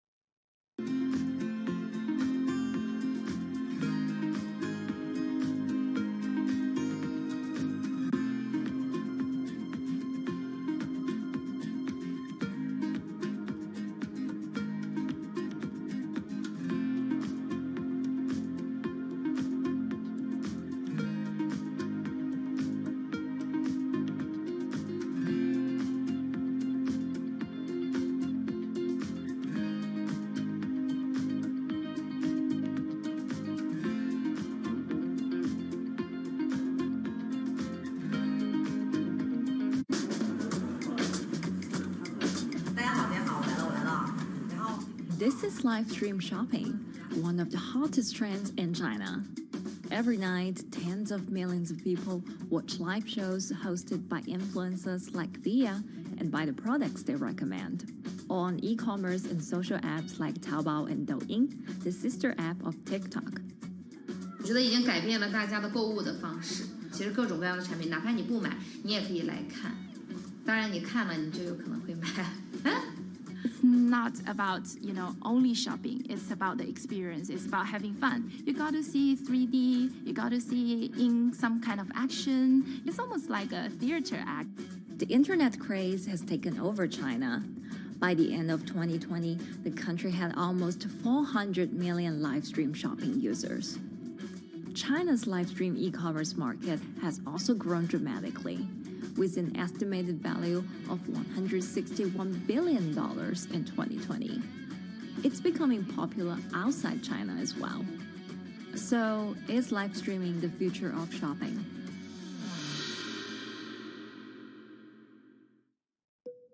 Live streaming is not a new thing. In China, it started in 2015 with the rollout of 4G, and it was first used for entertainment and socializing. Many live streamers performed for their followers or chatted to them, making money by receiving virtual currency and gifts. In the West, live streaming is mainly the domain of avid gamers. In China, it's broken into e-commerce.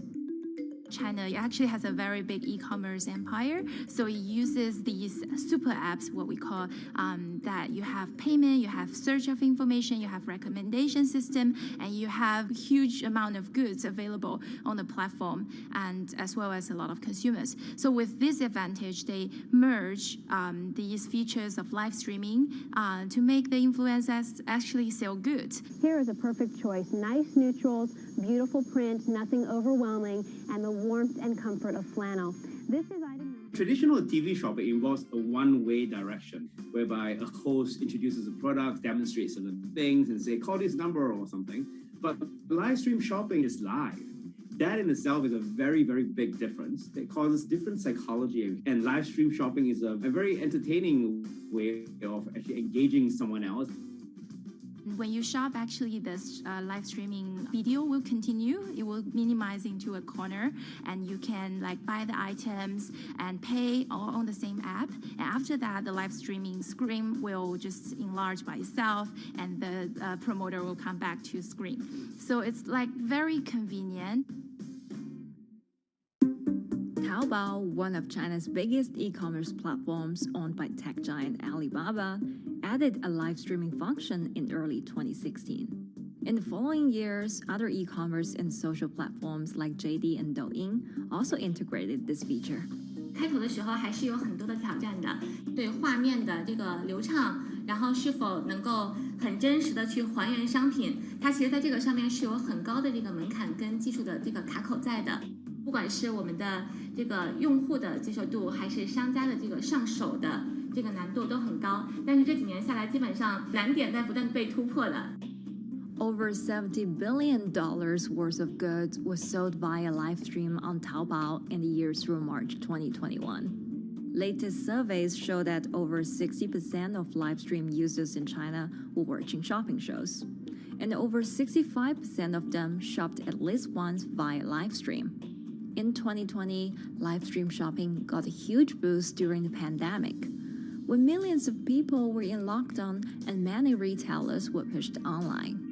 People, during the lockdown, felt like there's a need for more social interactions. This live platform creates an interesting kind of environment that gives people the sense that I'm actually interacting with you. And then live stream shopping brings in a lot more variety of things that people could buy and satisfy, the sense of losing control, especially during the pandemic. At the heart of this craze are the top influencers who have tens of millions of followers and sell products worth millions of dollars every night. They often use their star power to get bargains from retailers, which in turn boosts their own sales and influence. So if you think about China's live streaming, you have to know the king and queen of the influencers. The queen of live streaming, Via, she is actually having the biggest viewership and the biggest sales volume for a long time on Taobao platform. She can sell everything from like Gucci sunglasses, lipsticks, homes, and cars. One time she offered her followers to go on a Tesla ride with her, and she even, for once, sold a rocket launch in her live streaming room for 40 million yuan. The king will be Li Jiaqi, more widely known as Lipstick's brother. He used to be a cosmetic sales before he turned into live streaming e-commerce, and he knows a lot about the cosmetics. So he's the one that will actually put the lipsticks on himself when he's on the show. Top live streamers like Via and Li Jiaqi have become celebrities in China and can earn millions of dollars a year. Although not everyone can be as popular, mid-ranking live streamers like Tiffany still earn a good income through sales commissions.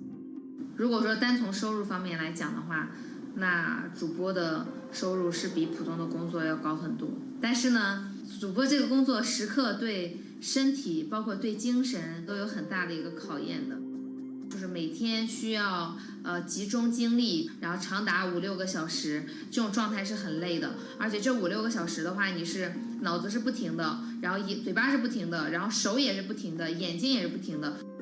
像我们做主播，不是说单一的只做直播一件事情，然后还会有选品的一些工作，然后还会有一些其他的事情排在里面，其实是没有个人生活的。那我觉得增强粉丝影响力的话，不是说某一件事情。可能今天做了什么事情你就增大了影响力，而是每天不断的内容的输出，粉丝不断的可能对你的了解，慢慢的信任你。有芝麻酱的味道，如果吃不习惯的话就慎买。A lot of successful live streamers are generally very good at communication. They're very good at articulating very simply what a product does, what a product doesn't do. In order for them to sell, they need to be trustworthy and appear trustworthy, and they need to show in some ways that they're authentic, right? So for Via and Li Jiaqi, they are able to articulate that quite a bit through their body language, through what they say. For example, Li Jiaqi will also sometimes say bad things about certain products because to him that's his honest opinion, and sometimes people want to hear that. And so they seem very credible, they seem very trustworthy, and don't forget, they're also very entertaining and very interesting. If you're familiar with Li Jiaqi, he won a Guinness record for like the most lipstick applications to models in like 30 seconds. So if you're able to create a lot of buzz with interesting things that you do, people who may not want to buy lipsticks will also stream in just to watch what he does. And then from there, you might get hooked. 这就是一般女生出门的时候涂的口红的颜色。Live streamers also use sales techniques such as limited time or supply. This sense of scarcity can often encourage viewers to buy. The platform in itself creates and enhances some of these things because you see it live. Something we call social proof has taken over, meaning that, hey, other people are interested, other people are joining in, other people want the same product. And they add it in the chat and they ask questions and they say, oh, I want this too. What happens then? It makes the whole product even more scarce. But it's not just influencers. Local farmers, luxury brands, even mutual funds have also started their own live stream shows. Working with very top-tier live streamers can be risky. It's not necessary that the benefits will end up with the brand. So we see company executives opening their own shows. And we see like P&G have their own sales room, which runs shows every day as well. We also have like local governors in like small towns to sell their agricultural products. So the live streaming is definitely transformed the way product owners can think about how to reach their consumers, and it enables a lot of players to actually sell. Live stream shopping is going global. Merchants in Southeast Asia have embraced this trend. And in the West, Amazon has upgraded its live streaming function, adding interactive features like chat rooms. Companies, including Google and Facebook, are also developing and investing in technologies to integrate video and e-commerce. 直播电商它其实已经开始成为主流，它未来的发展空间跟潜力都是巨大的。接下来大家会越来越依赖这种购物方式。会变成一个比较日常化、比较规范化的这么一个趋势。If you look at the numbers alone, their numbers alone, Li Jiaqi's numbers or Lia's numbers, you know that they can sell and you know that they can generate revenue. Are they able to sustain it over a long period of time? It depends on how innovative they are at changing some of the things that they do. But you can't expect consumers one day turn into virtual shopping for good. There will be the nature of us that crave to go into the store, to touch the goods and actually wear it and see how it looks like and walk around in that with our friends. And those things wouldn't be replaceable with live streaming.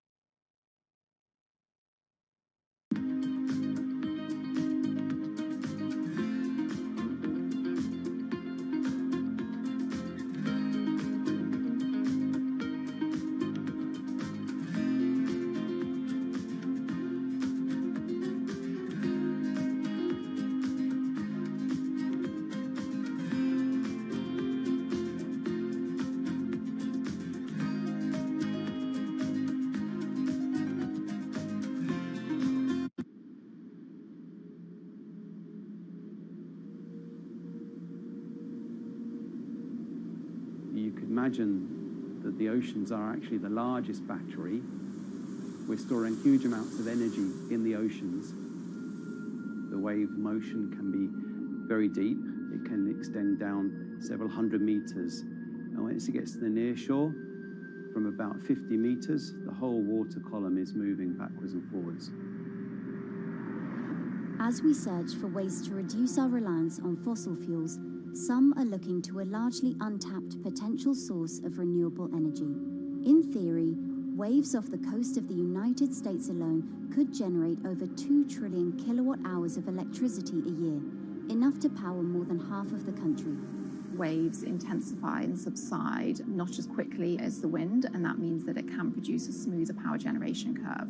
One of the potential advantages of wave energy is that it could act as a complementary source of power compared to other renewables on the grid if it were to be scaled up to commercial scale.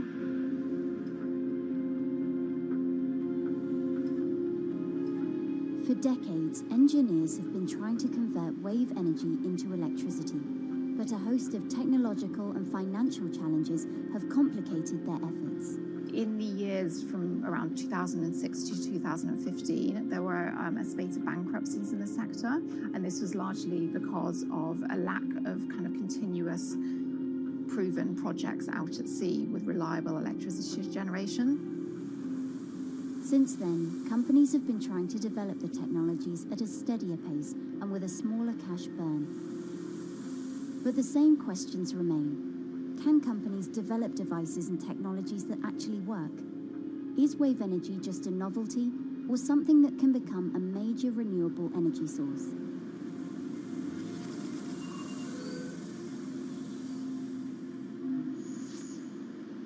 The sea is a very challenging environment within which to operate a power project. So seawater is corrosive and conditions are very rough. So this means that power projects don't have a very long lifetime, and it increases operating and maintenance costs. Partly because of that, many early wave energy projects hit rough waters, such as the Palamas Wave Energy Converter in Portugal and the Isla Limpet project in Scotland. But that hasn't stopped others from trying. Companies are focused on testing projects out at sea, proving their durability, trying to raise capital and bring down cost. The sector hasn't really converged around one single technology design, and companies are kind of undecided about which design works best.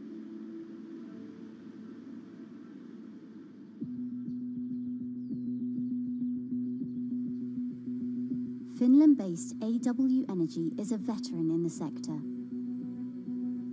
The first proof of concept of the company's device was made in the 90s after diver Rauno Koivusaari observed the strong back-and-forth movement of a hatch cover in a shipwreck in the Baltic Sea. the waves are generated far from the coastline.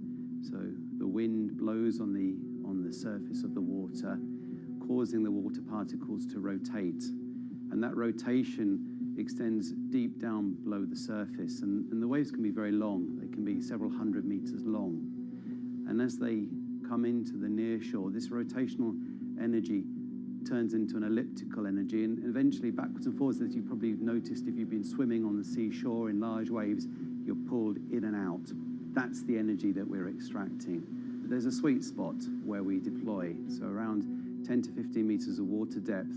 That's where there's still strong wave energy coming in.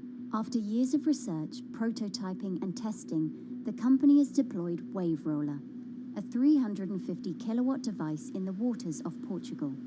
Wave Roller has an 18-meter wide and 10-meter high steel panel fixed to the seabed via a floatable foundation. The panel moves back and forth with the waves, capturing the energy. It's submerged in the depth of 15 meters, so it's protected from the extreme waves. We generate electricity by capturing the movement with hydraulic circuitry in a machine room underneath the surface. That hydraulic energy we turn to electricity with hydraulic accumulators and hydraulic motors, and also a generator. The Wave Roller has survived large waves at sea for over a year and delivered electricity via an underwater cable to the grid in Portugal. Meanwhile, the company has won a €2.5 million grant to work on an upgraded version of the Wave Roller, aiming to increase the electricity generation capacity to 1 megawatt. The upscaled device would have a bigger panel, 2 power takeoff units, and improved software to control the energy production. We have taken into use a wave prediction algorithm that kind of tells us what kind of waves are coming into our device. That gives us few seconds to prepare for capturing more energy, and the difference in that is significant. Our future plans are to deliver technology around the world. So I'm hoping we can be working on delivering technology to projects in Asia and also in the American continent as well.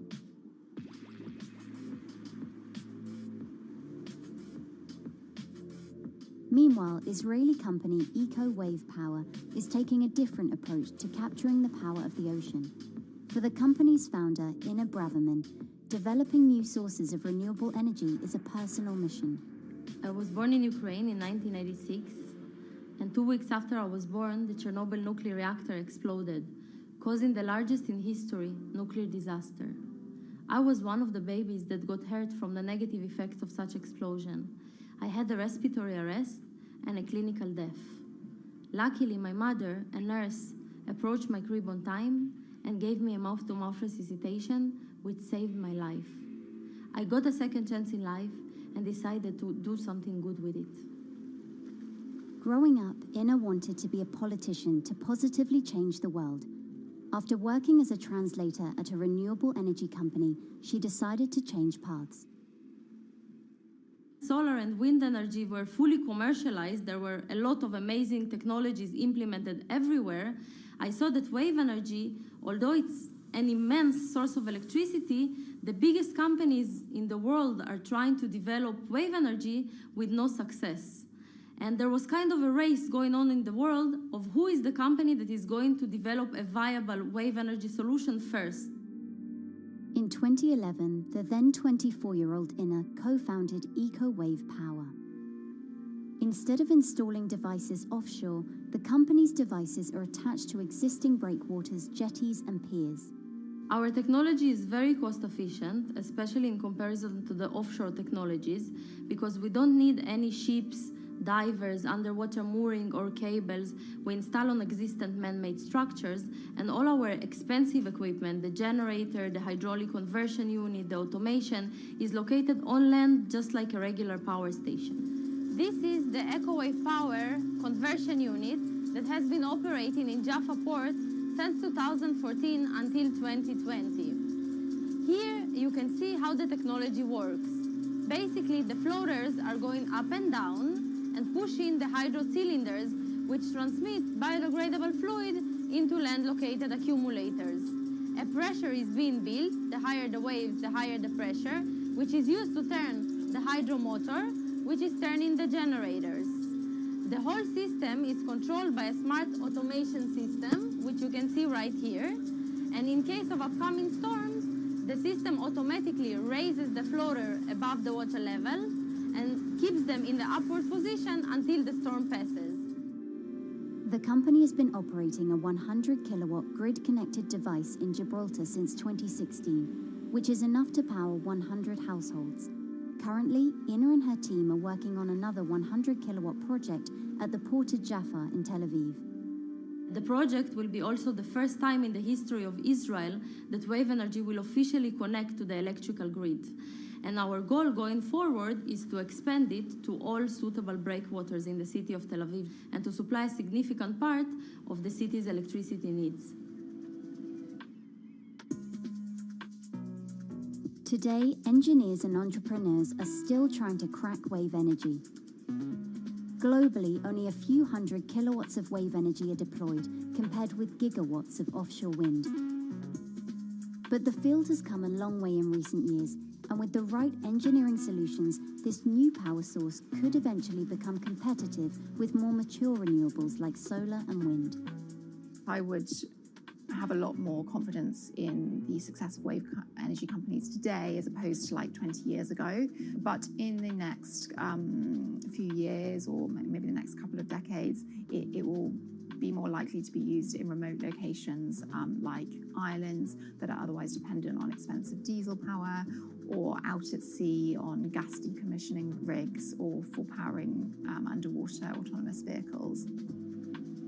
So definitely, wave energy can compete with other renewable energy sources, but I personally believe that this is not a competition. In order to have a 100% renewable energy friendly world, we need all renewable energy sources to work together.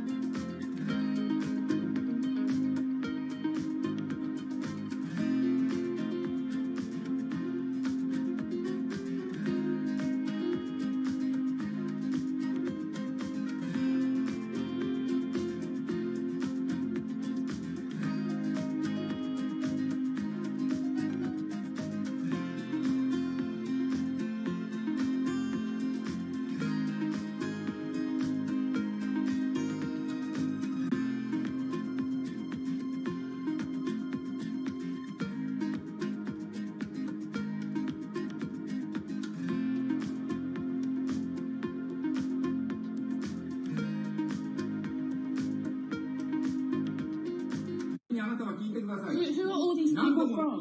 Who are all these people from?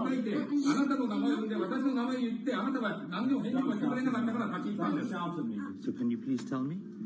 I'm not going to... please wait. You know, I've covered a lot of companies. I've covered a lot of Machiavellian companies where, you know, people play rough. I don't think I've ever seen anything on the scale of Nissan. He is making you, but you aren't from this side. I mean, it's corrupt. The system is... One of the most dramatic elements was Ravinder Pasi's home being raided by court officials in Yokohama. You scared my wife. You scared my children. I worked in this for 16 years. So Rav Pasi's journey into the darkest recesses of the Japanese corporate world started when he was the general counsel, the highest corporate lawyer position in the company. In the past few minutes, Nissan has revealed that its chairman has been arrested after allegations of serious misconduct. He was tasked with investigating Carlos Ghosn. And he was told, conduct an internal investigation and get to the heart of the matter. And then along the way, he started to notice serious conflicts of interest. He is one of the few people who knows an extreme amount of detail regarding the alleged crimes by Carlos Ghosn, and he's now ready to tell his own story on the record about some of the events that happened.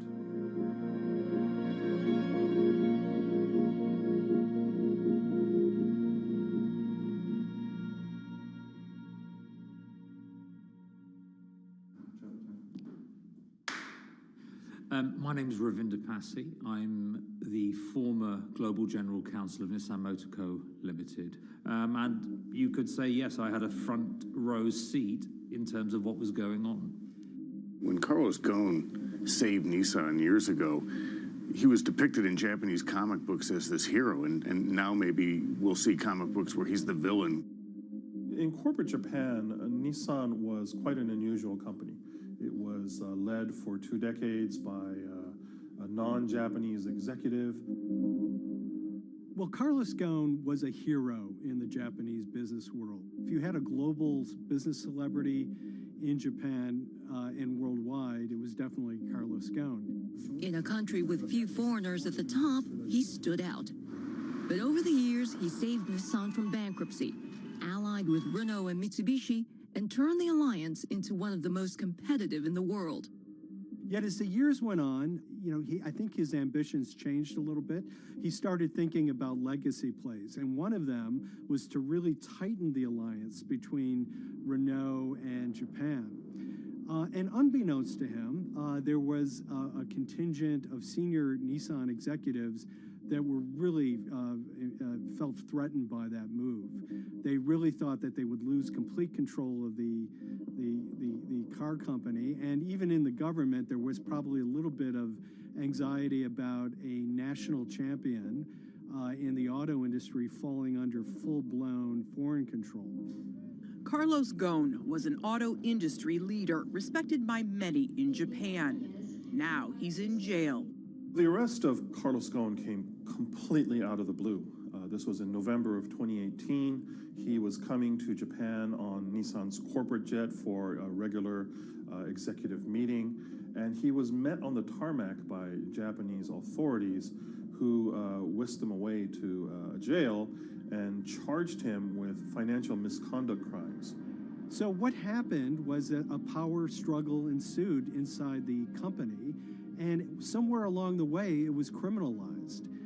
By that I mean that there were allegations leveled at Carlos Ghosn about the way he reported his pay to Japanese authorities, the way he handled money inside the company, that in other contexts might have been a board action, might have been handled internally. A number of executives at Nissan decided to take this difference and take it over to the Tokyo prosecutor's office, and that unleashed a chain of events that would shake the entire auto industry. So after Carlos Ghosn was arrested, Nissan launched an internal investigation into the events that led up to his arrest. So Rav Passy was tasked with investigating Carlos Ghosn, and he was told, get to the heart of the matter, find out what Carlos Ghosn did wrong and bring it to our shareholders. Yeah, it's really complicated because you had various things coming out of the weeds. 2018, the investigation has started, and we become aware of matters in terms of conflicts, actions by certain individuals that cause some concern because things might not quite be what they seem. So in our story, we really took a close look at Harinada and his role in Carlos Ghosn's downfall. Harinada is one of the most fascinating figures inside Nissan. He's also a lawyer. He's originally Malaysian. Hello, Mr. Hadi. And he had a meteoric rise through the company and became very, very close to Carlos Ghosn and other top figures. He had a front row seat at all the major strategic deliberations at the company. And when he discovered that Carlos Ghosn, as his final legacy play, was going to tighten the relationship between Renault and Nissan, he made a decision to go against Carlos Ghosn. And he became one of the key figures that decided that Carlos Ghosn had to go.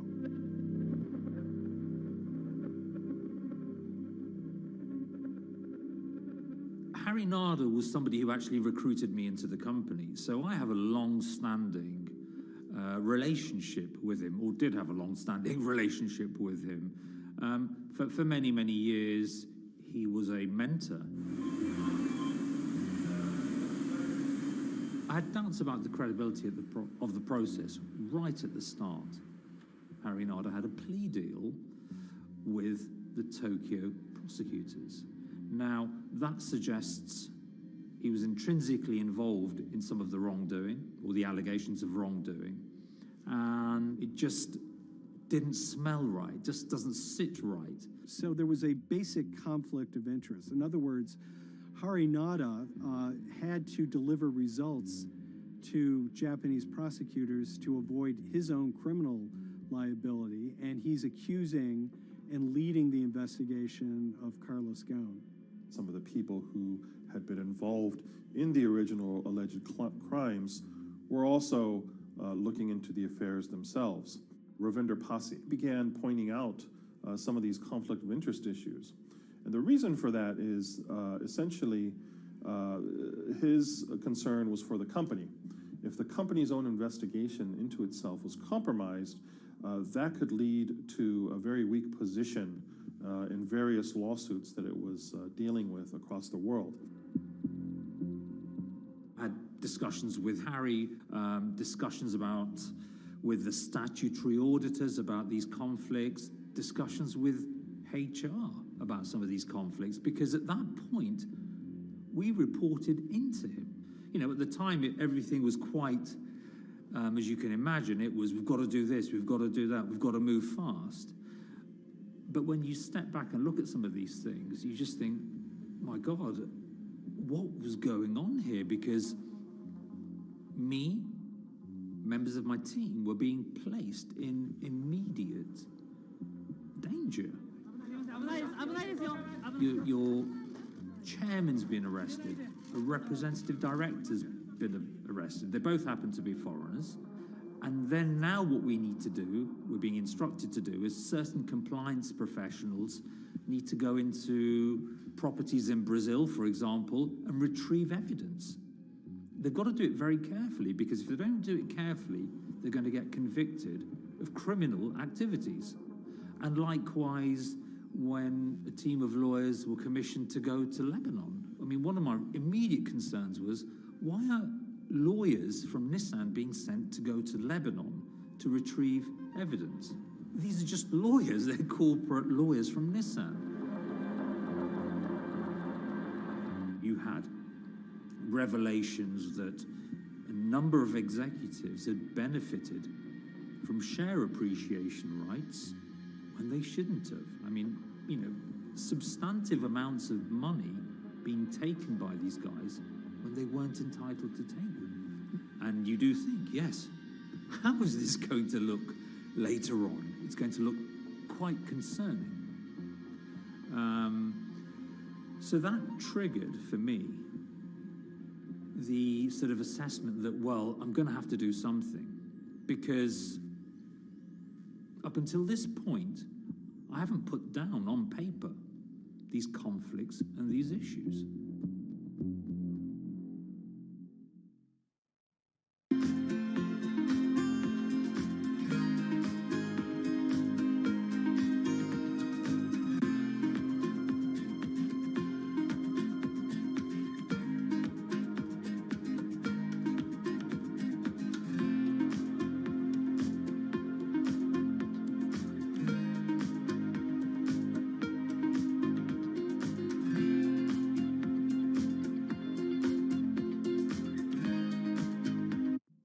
So Rav Pasi makes a fateful move. He writes this letter to the board listing every suspicion he has in great detail, backed up by evidence, backed up by memos, of why this internal investigation had serious problems. He sends the letter to the board, and it's crickets. He doesn't hear much of anything. Nothing happened thereafter. Nothing at all. Just like it just gone into a black box. And he began to suspect that there was a desire, even at the highest level within Nissan, to kind of sweep these conflicts of interest under the rug.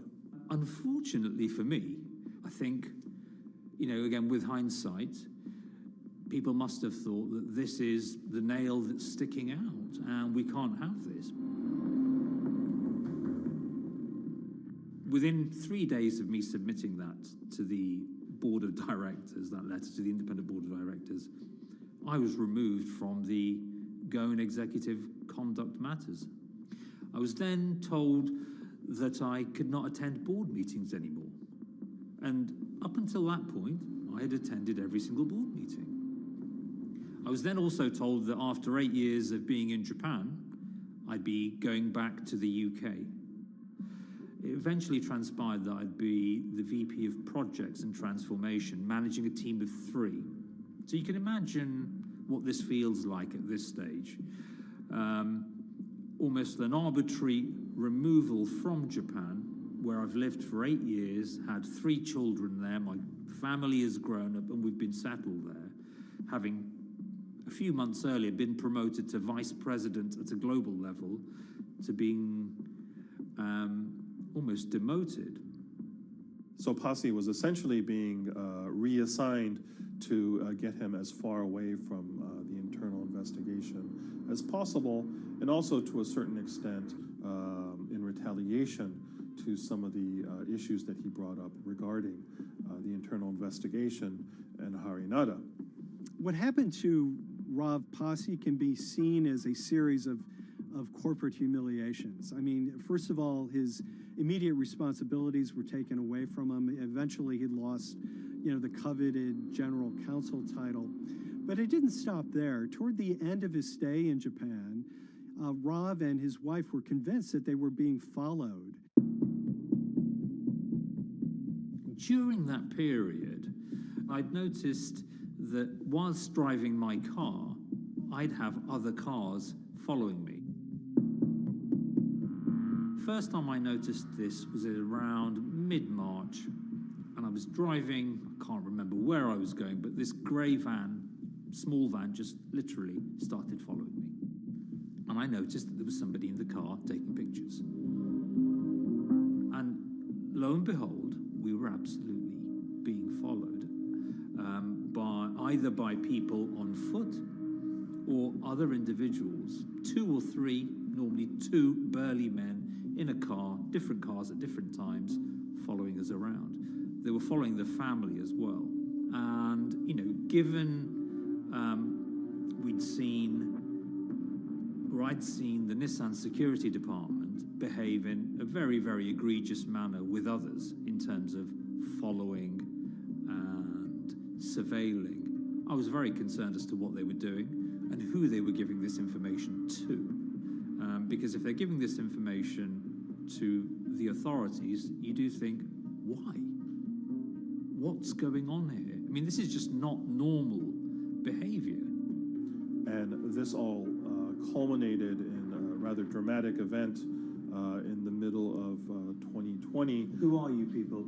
Where Nissan had hired a legal team and had obtained an unusual court order from the district court in Yokohama to basically do a search of his home and seizure of his corporate laptop and phone and other documents.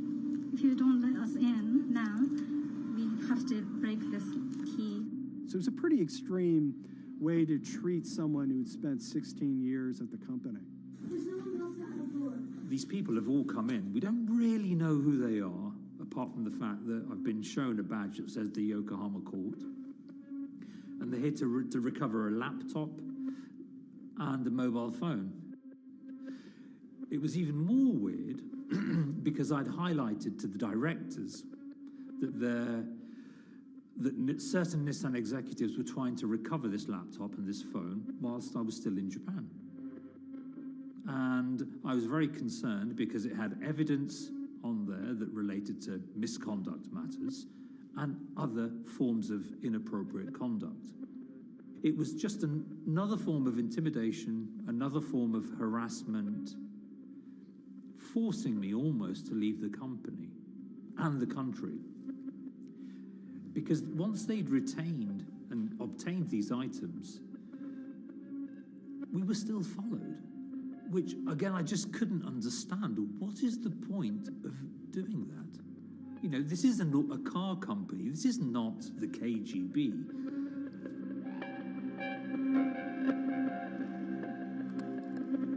I think it's fair to say that Rav Pasi didn't have full battlefield awareness of all the intrigue going on at Nissan. I mean, Hari Nada is interesting because he's both charismatic and charming, and one of the most brutal corporate infighters one could ever run across. This is a confidential company email, right? You should not have this.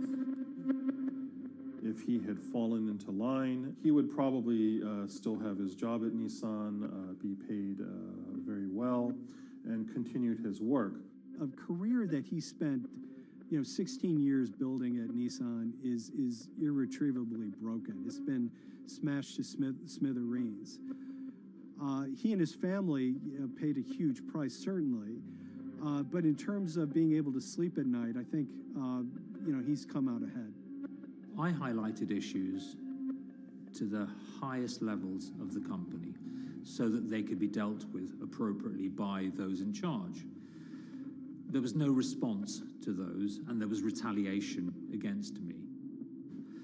What's really profound, like absolutely profound, is that none of your colleagues, I mean people who you have known for years, forget it. Yeah. You're on your own. Yeah. And you got to be ready for that. You've got to be ready for that. If you take it on anyway.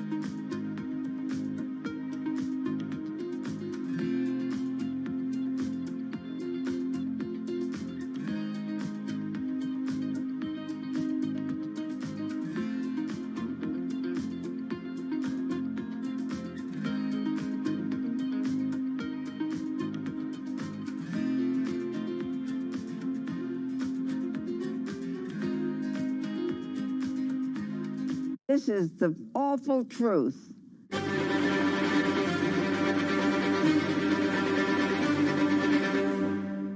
There's always someone in the family that's pushing it.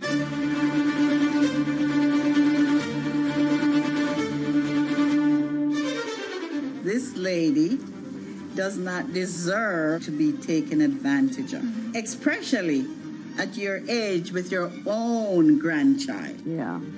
My grandma is having to sue them. I'm testifying against them. Nobody's talking. They're one floor below right now. I get afraid to go on the elevator. It's sad that it had to devolve to this.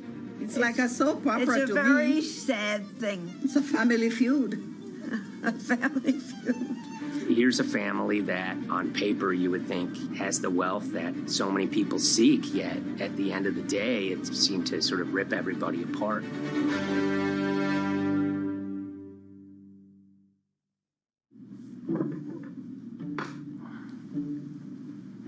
My name's Tom Schoenberg. I'm a senior reporter here at Bloomberg News, cover financial enforcement. I was approached by someone close to the Schottenstein family and asked whether or not I would be interested in writing about Beverly Schottenstein and this case that she had against JP Morgan. And it was immediately clear that there was a great story here to be told. So I started just, assembling all sorts of documents that the family made available to me. That included a diary that Beverly had begun writing when she started having suspicions about what was actually going on with her money. Beverly obtained her wealth from the Schottenstein kind of retail empire that has at times included Big Lots, Value City, American Eagle Outfitters, DSW Shoes. Beverly's husband died, and at which point they sold off their portion of the company, bringing them an enormous amount of wealth at around 1990. Estimates of her wealth were around $90 million. She, for many years, had that pool of money being managed by outside advisors. Her grandsons in the late 2000s had both graduated and were becoming financial advisors. She gave them a little bit to work with, and over time, her grandson, Evan, became the trustee of her entire estate. Managing sort of family money is not a conflict. In fact, some ways in wealth management, it's kind of how you get your start. It's kind of the seed that you need to sort of get going in the business. But Beverly started having suspicions that something was wrong probably in around 2016. Well, there were suspicious things, but taken separately without everyone talking about their own experiences, it was hard to really put it together. She had written a check to her caretaker, Dawn, that bounced. So she went down to her local Chase branch to sort of find out what was going on. She wasn't getting paper statements in the mail, so she asked them to print out a number of her statements having to do with her checking account and her credit card account. So we went to the bank and asked for the statements. And she got a whole year and going through all of them, page by page by page. And it was there she saw all sorts of charges that she said she didn't authorize or didn't know about. I was becoming very, very suspicious. I was starting to look in the money part, and that's what bothered me more when I saw that money was going. And I was not a big spender. Around the same time, Dawn, she starts noticing Beverly's son, who lived in the condominium below her, came up with Evan with a shredder and started grabbing papers in her office area, including some with JP Morgan letterhead, and just started sitting at the kitchen table just shredding documents over and over. Yeah, they came in one morning. They used to do it in the back. Through the back door, and they brought the shredder inside. And then they went in the drawers in the office and took out all the papers, and they started doing it. I was very suspicious because I know you don't go around and destroying papers. Beverly said that they had done this many times before. That's when she said to me, Dawn, I'm going to write my feelings in this black book. Diary. And it's a diary, and she started writing. Each day she would write a little at a time. Around the holidays of 2018, a package had arrived, a FedEx package, and in it were materials about a venture capital fund based out of the Cayman Islands. Dawn and some other family members take a look at this, and they see that Beverly is signed up for this fund to the tune of $5 million over the course of several years. And that was really the beginning of it. That was sort of the tip of the iceberg when it became obvious that something was going on, that my grandmother really wasn't aware of this fund. Beverly started to panic. She got really upset and called, J.P. Morgan's headquarters in New York and asked for Jamie Dimon. She said she was told someone would call her back, but she says that never happened. She wrote a letter to Evan and Avi, and in there she laid out a number of things that were concerning her: unauthorized trading, the checking account. She had about $1 million worth of jewelry in a safe deposit box, and that her son Bobby had the key to that box, and that jewelry had gone missing. All this was kind of packaged in this, 5-page handwritten amendment to a will and trust. There's such an evolving narrative about why the jewelry was taken. The only truth we really know is that the jewelry is gone. But why it happened, there have been a lot of different stories. You just don't take your mother's wonderful things and hand it out. And they emailed that note to J.P. Morgan to seize all activity on her account. And it ended up setting off a firestorm after that. As soon as they got this email that there was a cease and desist and that she wanted to send her money and change brokerage firms, they were actually vacationing one floor below downstairs. They're there right now. The next day, Beverly's in her place. The granddaughter's still in her place visiting. Dawn is there, and up comes Bobby kind of barging through the door. And he's screaming about what was sent to the J.P. Morgan. They're now investigating them. And he's furious, takes his mother and sort of puts her into a chair, gets pen and paper, and she says physically forced her to write a retraction letter. They were pushing me around. It was a scary time. I was really afraid, too. I had to take her to the doctor, and she did an x-ray because she was in so much pain. The locks had to be changed. The phone number had to be changed. I really thought we were going to have to hire guards to be outside just for protection. Oh, it was terrible. Horrible scene. Beverly brought her case before the Financial Industry Regulatory Authorities, usually known as FINRA. It took several months of hearings. She sees all sorts of transactions that's going on, hundreds of them that she claims that she never knew about, never authorized, but yet were logged in J.P. Morgan's files as having been direct requests from her. That included the sale of a large amount of Apple stock worth several $1 million, as well as all her stock in Big Lots. Over the course of their time with J.P. Morgan, Evan and Avi were making all sorts of trading on her account that was generating millions of dollars in commissions for themselves and the bank, yet she was not sort of getting any of the type of gains that you would expect sort of an $80 million account in a bullish market to be able to get.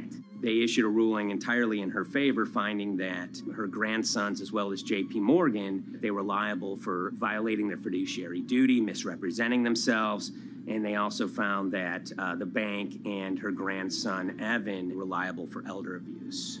Evan and Avi, they were fired from J.P. Morgan. They issued an award of about $19 million.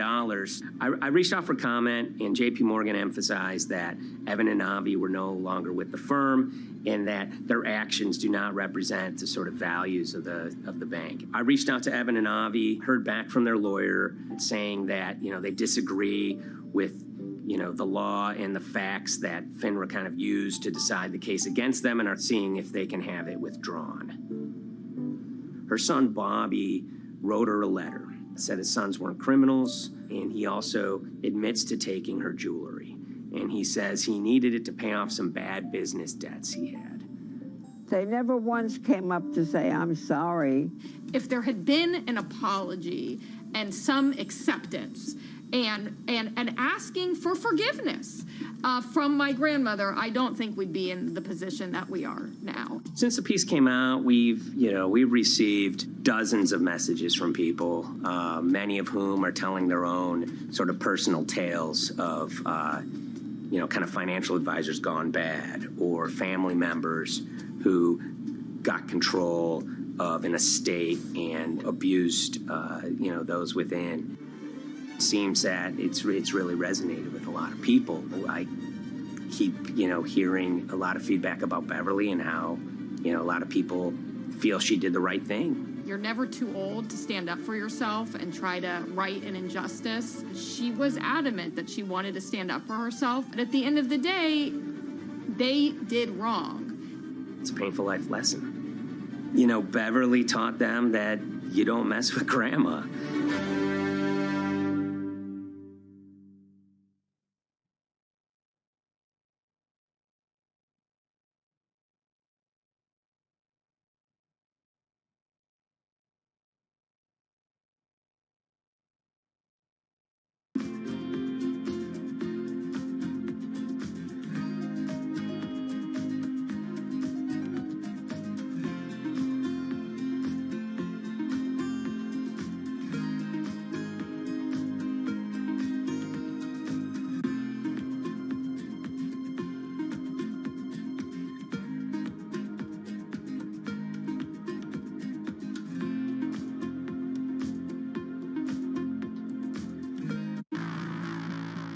On April 20th, oil markets did something they never had before, and they crashed, went into negative territory, and closed the day at minus $40. Meanwhile, in a place called Thaden Boyce in Essex, a group of 9 traders, led by a guy called Cuddles, made $660 million over the course of a couple of hours. The price of oil has collapsed to a record low. We've never really seen anything like it.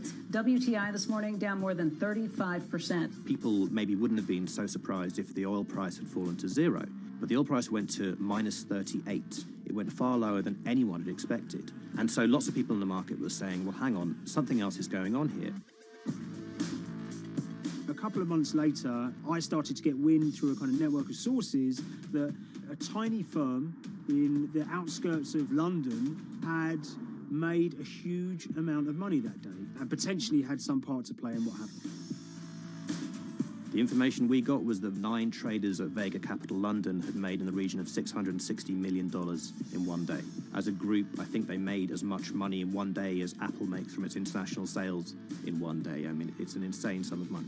Did they pull off a fantastic trade? Did they predict the way the market was moving and get it absolutely right? Or was there something else going on, and had they actually done something that breached market rules in a bid to sort of push the market? And that investigation is ongoing.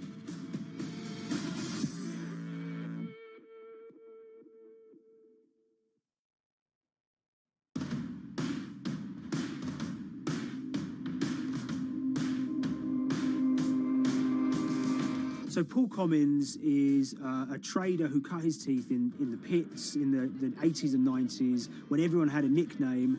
His was Cuddles. If you can imagine, that was a very sort of cutthroat type of world where people are doing, you know, hundreds of thousands and millions of dollar trades by shouting at each other, giving hand signals, and then sort of scrawling on scraps of paper. The culture of the trading pits in London was very influenced by the working class guys who became traders there. They weren't like the city bankers that had gone before them. They weren't usually Oxford or Cambridge. You know, they didn't wear Savile Row suits. They were ordinary working guys who happened to have a talent for trading. And a lot of them came from Essex. I think it was 400 traders in the pits, and Cuddles in his, you know, oil and gas pit was described to us as amongst the top 3. In amongst that, was very successful and made, you know, very large amounts of money as a young man. But, you know, inevitably, mechanization and the arrival of electronic markets was the kind of death knell for the pits. And in 2005, the IPE closed down. And when the pits shut down, a lot of the traders who worked there lost their jobs or quit or went to work for financial institutions. But Paul Commins decided to start his own trading collective out in Essex. Some of them are ex-pit guys, cut from the same cloth as him. Lots of them are actually sort of in their 20s, and they're his, you know, drinking buddy's son, or they're his own kids' friends from football. You know, they're young lads, hungry and ambitious, and he brings them into the fold. And fairly shortly, he's got, you know, maybe a dozen or so traders that they're independent, let's be clear, but they're all part of this collective.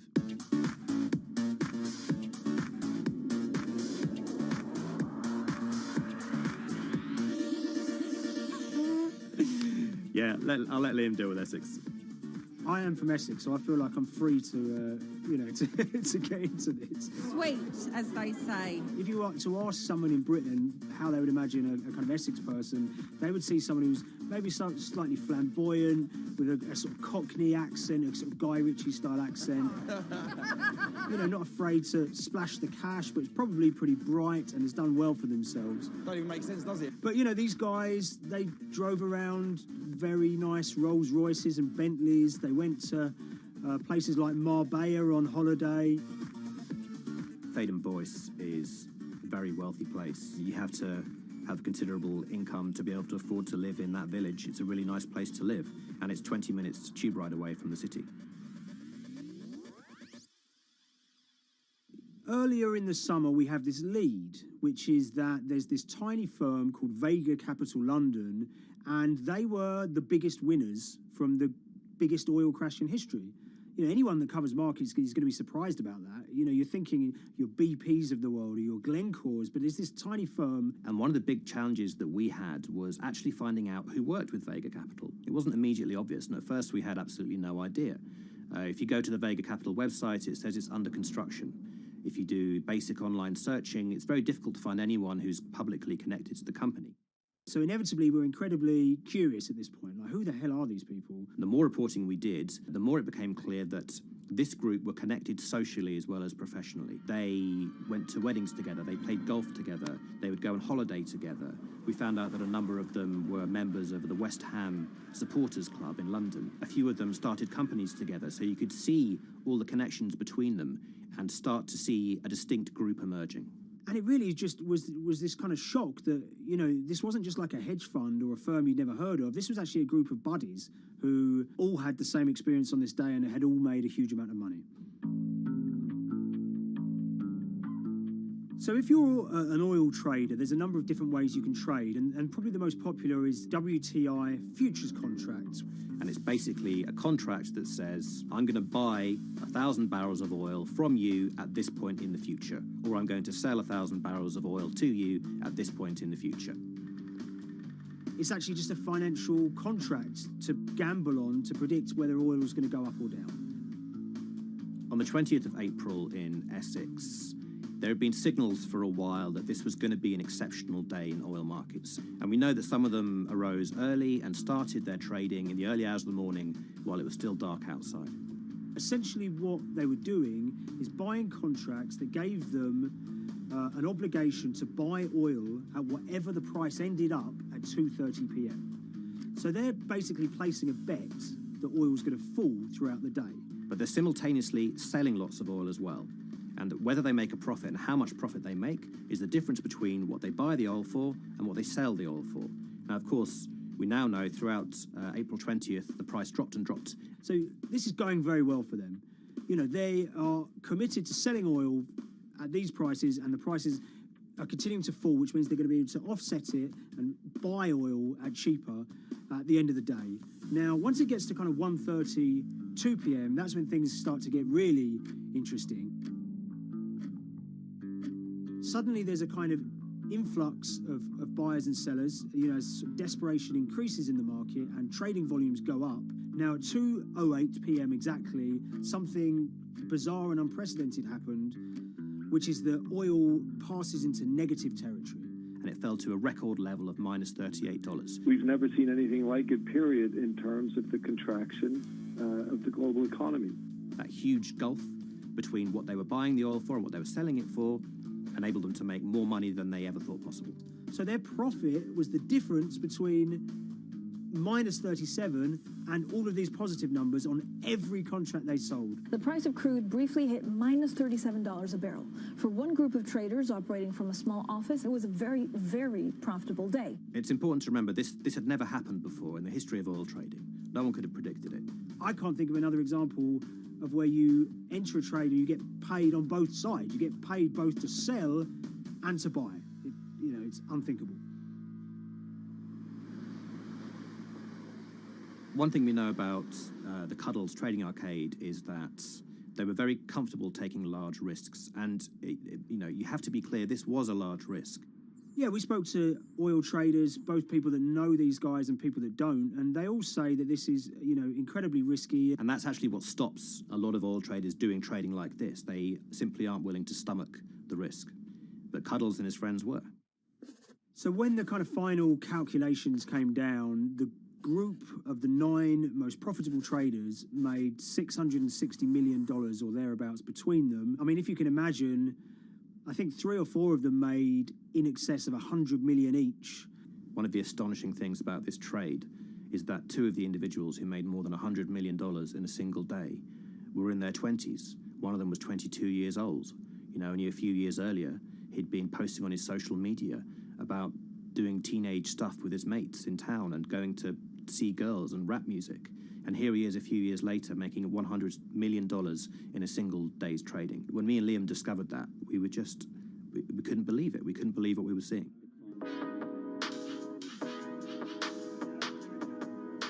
Oil trading is a zero-sum game. Anytime you're making money as an oil trader, someone else is losing it. Amongst the biggest losers were the investors in this Chinese fund, Crude Oil Treasure Fund. There were thousands of them, and they lost everything. Lots of people had put their savings into oil funds. They lost money that day. Big banks and brokers who sort of stand in the middle of trading parties, they lost money that day. And another interesting thing is that oil-producing countries like Kuwait or Canada, they sell oil as an average of the WTI closing price over the preceding month. So the fact that one of those numbers in that average was minus 37 meant, if you can imagine, countries like Saudi Arabia and Kuwait potentially lost a couple of dollars on every single barrel of oil they sold that month. Vega Capital's traders made such an extraordinary sum of money that it was inevitable there would be some scrutiny of what they did. But it wasn't just the sums of money they made. In the vital half an hour before the settlement price was set, they were by far the biggest sellers of oil futures in the market, which is an incredible thing to think about when you consider that the other participants in that oil market are going to be the world's biggest banks, oil majors, BP and Shell, and here you have a group of 9 guys in Essex who are having this significant influence over a global market for oil. I mean, I think you have to assume that if these guys had made $7 million or $10 million, they probably would be celebrating in Essex right now. But the fact that they made closer to $700 million has meant that they are facing understandable scrutiny. We wrote individually to all the Vega traders who did exceptionally well that day, and we got a letter in response from a law firm representing the group. The law firm was at pains to point out, number one, that they haven't been accused of any wrongdoing, that they all traded independently and separately, and they'd basically all made up their own minds that this was what was going to happen in oil markets based on publicly available knowledge, and decided to execute this trade. What I love about these stories is there's a real variance of opinion, and some people will look at what happened and think that must be dodgy. They all traded at the end of the day. They all made a huge amount of money while all these people lost. That's shocking. But lots of people say these guys are at acute disadvantage. They're in a market that's inhabited by, huge technology-driven funds and firms and oil giants that have got all the advantages in the world, and when you get a bunch of Essex geezers who essentially beat the market and find a way to make a huge amount of money, they should get a pat on the back, really, because that's the dream. Since this happened, a lot of the guys have stopped trading the monthly settlements that they'd done so well at in the past. Several of them have set up new companies.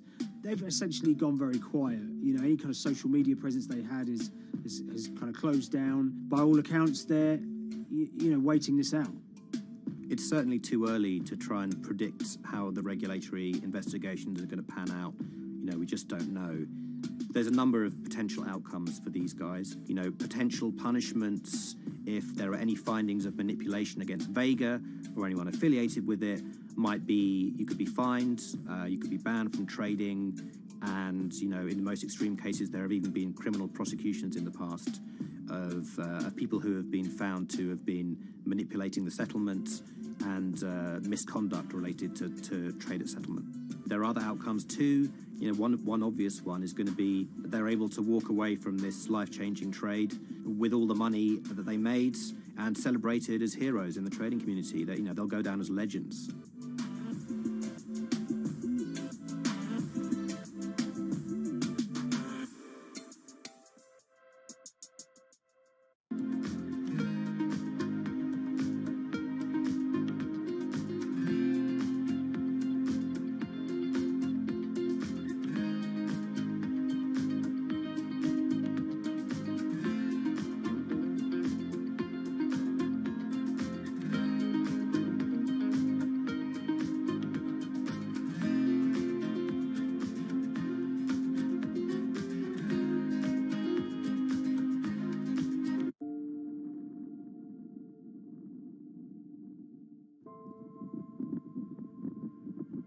It's very important, given the nature of the climate crisis right now, for the general public to have an understanding of what progress is or is not actually happening.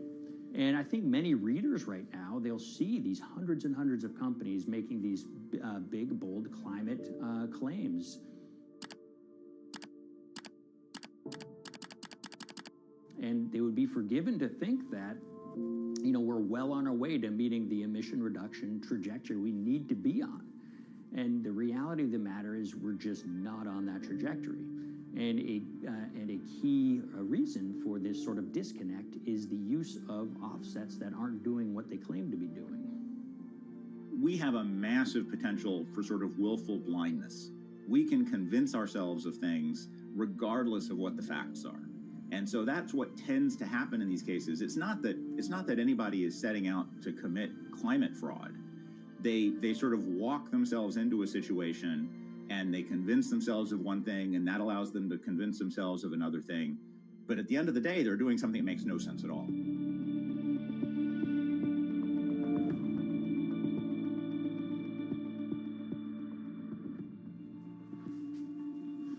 My name is Ben Elgin. I wrote the story about how the billion-dollar market for carbon offsets is setting back the fight against climate change. So one of the challenges in reporting on carbon offsets and trying to figure out what's going on is really finding good experts who have been steeped in this marketplace and are willing to candidly talk about it. One of the best people for this is a fellow named Mark Trexler, and I've been talking to him for more than a decade. My name is Mark Trexler. I've worked in climate change for the last 30 years. I was actually hired by the World Resources Institute in Washington to work on the first carbon offset project in 1988. In terms of defining a carbon offset, one of the beauties, so to speak, of greenhouse gases, sort of the silver lining of greenhouse gases, when you put up a molecule of CO2 into the atmosphere, it can be anywhere in the planet in 7 days. And therefore, if there's an option to reduce emissions on the other side of the planet, and you can do that very cheaply as compared to doing it in your factory, for example, then why not pay that person, that factory on the other side of the planet to reduce their emissions? Then you are, in a sense, offsetting your emissions, and the atmosphere doesn't really see your emissions anymore. So carbon offsets have been around for quite some time, and they were actually key with these international climate agreements, such as the Kyoto Protocol, which mandated the wealthiest countries reduce their greenhouse gas emissions. The treaty was signed on the 11th of December, 1997. Decided. The business community in general saw carbon offsets as a huge opportunity to comply with whatever policies and measures might be coming down the pike on climate change much more cost effectively. We've seen a huge surge in companies making big proclamations about how they're going carbon neutral or zeroing out all of their carbon emissions. We're going to reduce our carbon footprint to net zero. Unilever is committing to net zero emissions. We can achieve a net zero emissions world. We began looking at these corporate claims of dramatically reduced emissions, and we noticed so many of these companies were using carbon offsets to achieve these aims. And as we began to look at the carbon offset projects themselves, what we found is that the environmental benefits claimed by these companies are not actually what they seem to be.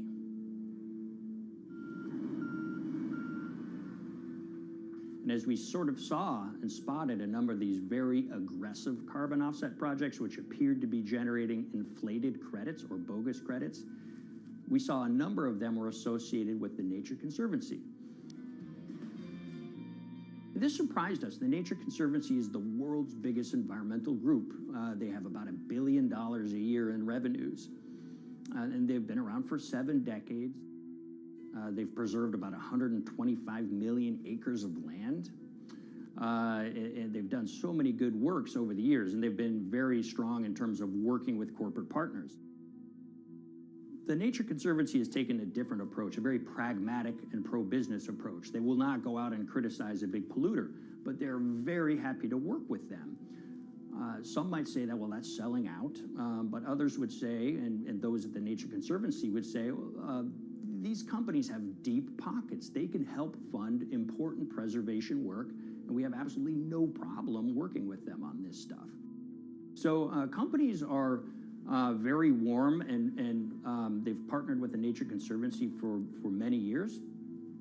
And yeah, it definitely lends a sheen of credibility to these projects. Here's 20 new reasons to visit Disney World this year. 1, 2,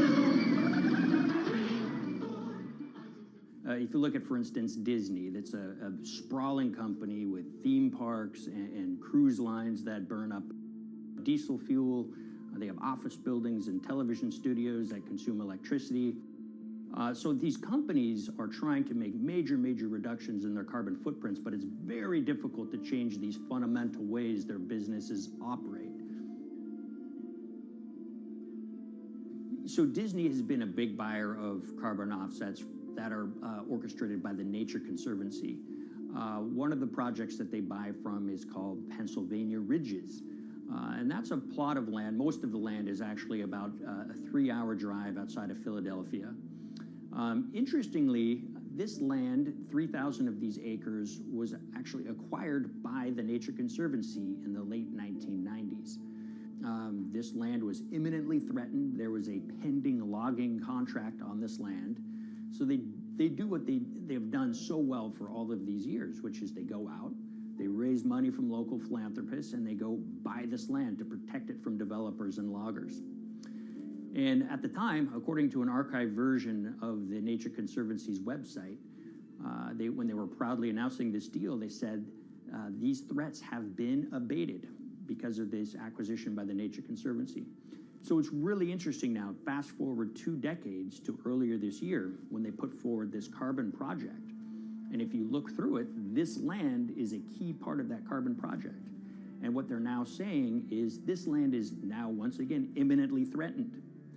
72% of the trees are going to be cut within 5 years. Now, this is just astounding because this land is owned by the Nature Conservancy. They do not clear-cut land that they've bought through philanthropic donations. So this scenario that they've put forward to get carbon revenues is not really plausible. And what that means is when you have Disney coming in and buying these credits, when it eventually lowers its carbon footprint because of these credits, well, that won't be a credible or truthful claim by Disney.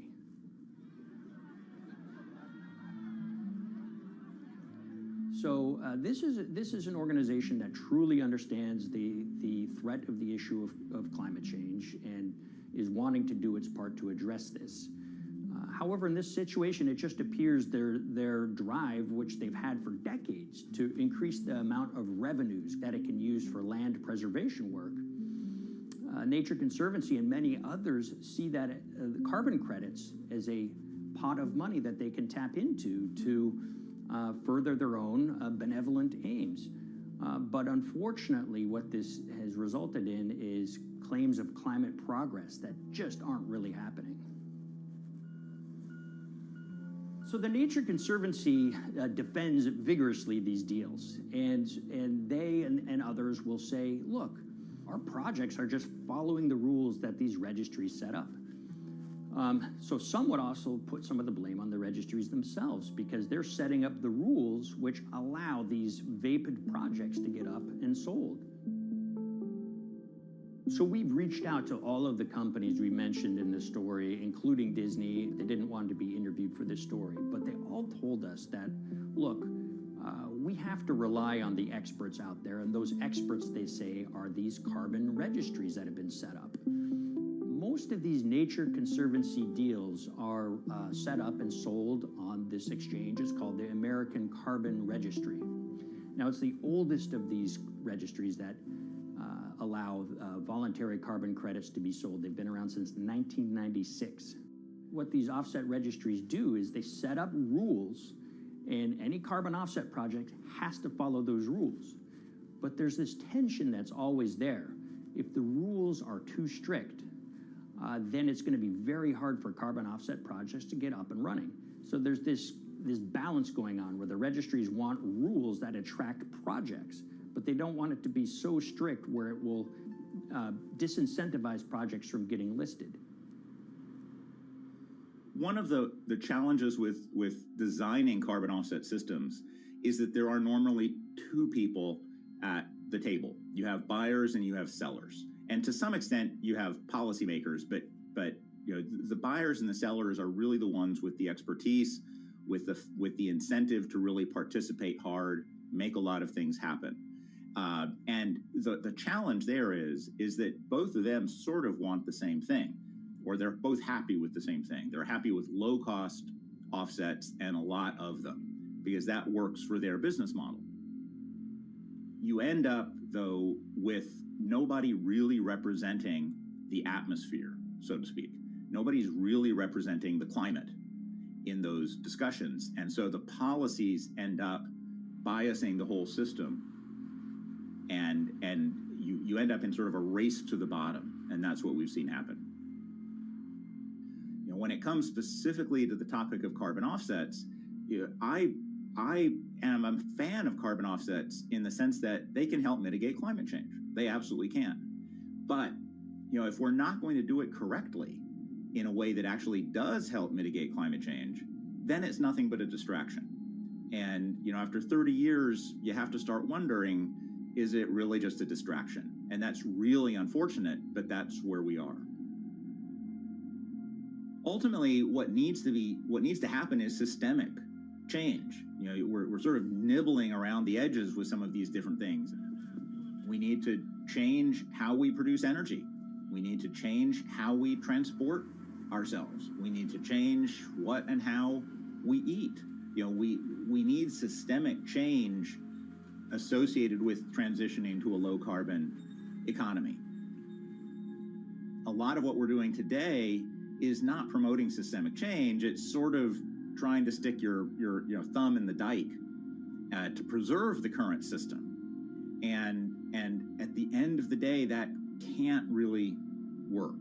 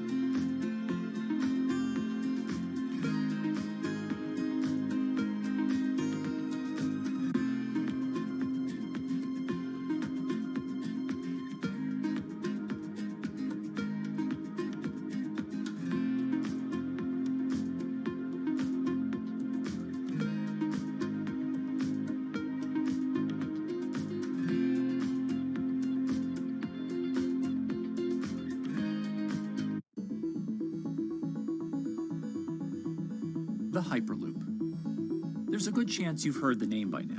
This is the Hyperloop system. It can take people hundreds of miles in minutes. The Hyperloop, a series of tubes that would transport people in pods at ultra-high speeds over long distances. It's a remarkable new form of transportation that can whisk people from city to city in a flash. 29 minutes from New York to D.C., 30 minutes from L.A. to San Francisco. For years, we've been seeing these futuristic, utopian renderings of some cross between a spaceship and a monorail.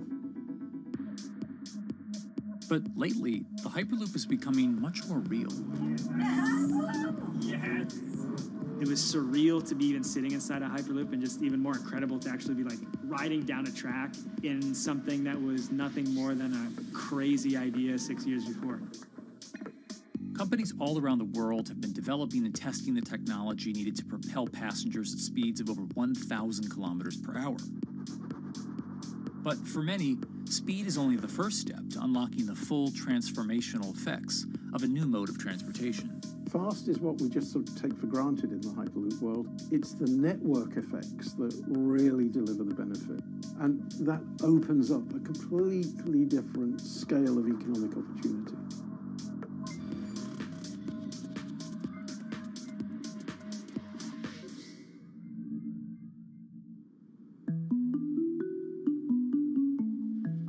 We've got planes, trains, automobiles, and boats for getting around Earth. But what if there was a fifth mode? And I have a name for it, which is called the Hyperloop. The Hyperloop? Hyperloop, yeah. In 2013, while riding high on the growing success of Tesla and SpaceX, entrepreneur Elon Musk released a white paper outlining the basic framework of the technology he called Hyperloop. The basic idea goes a little something like this. A tube reduces the air pressure to a near vacuum-like environment.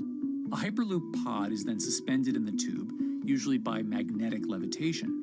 The whole pod can then be propelled forward. Because there's no traditional friction sources like air resistance or rolling friction that would push back against the pod, the Hyperloop is able to move at incredibly high speeds and do so fairly efficiently. Despite its futuristic name, however, the general concept behind Hyperloop is actually pretty old. In fact, New York City's first attempt at an underground public transit system in the 1870s was based on a similar principle. The pneumatic transit system was short-lived, however, only stretching one block and topping out at a rather leisurely 10 miles per hour. While Elon would make some 21st century improvements to this concept and bestow a very 21st century name, he wouldn't end up pursuing the technology itself, instead electing to focus his efforts on something a little bit deeper, literally digging the requisite tunnels via his boring company. It would take another billionaire industrialist who dabbles in spaceflight. No, wait, not that one. Yeah, that's the one. After Richard Branson would make a large investment in the company Hyperloop One, it would be renamed to Virgin Hyperloop. What we've always been trying to do as a company is show that this technology could work, that it could be made safe, and that ultimately it's something that's happening in the next couple of years, not the next 20 years. Josh Geigel is the co-founder and CEO of Virgin Hyperloop. In a familiar tech startup story, he's seen the project go from a garage to a large-scale testing facility outside of Las Vegas. So we started building the first kind of Hyperloop system in 2016. We've done a lot of work, about 500 tests that we've done on that over the last 5 years. And what we realized that we need to do is take that technology, show that it can be commercial, so drive the cost down, improve the efficiency, improve the performance. But the key thing is actually making it approachable and safe for individuals. In order to do that, Josh, along with Virgin's head of passenger experience, Sarah Lucian, bravely volunteered to take the inaugural ride.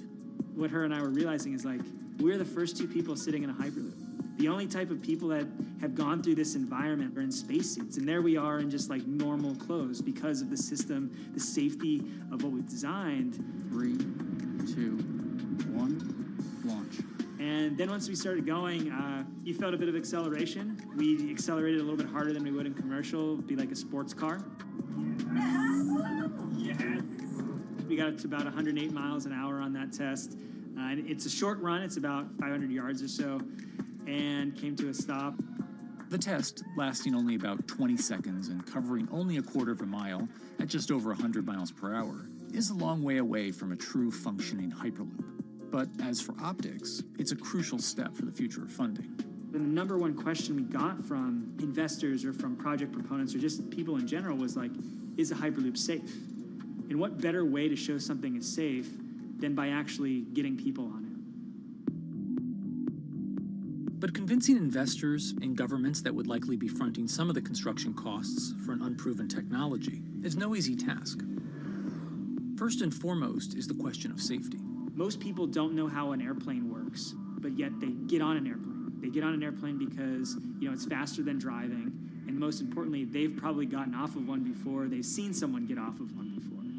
And so what we set out to do was actually show that Hyperloop could be safe with two normal people, not astronauts, not adrenaline junkies or test pilots or anything like that. Two normal people getting on a Hyperloop, and then most importantly, those two people getting off.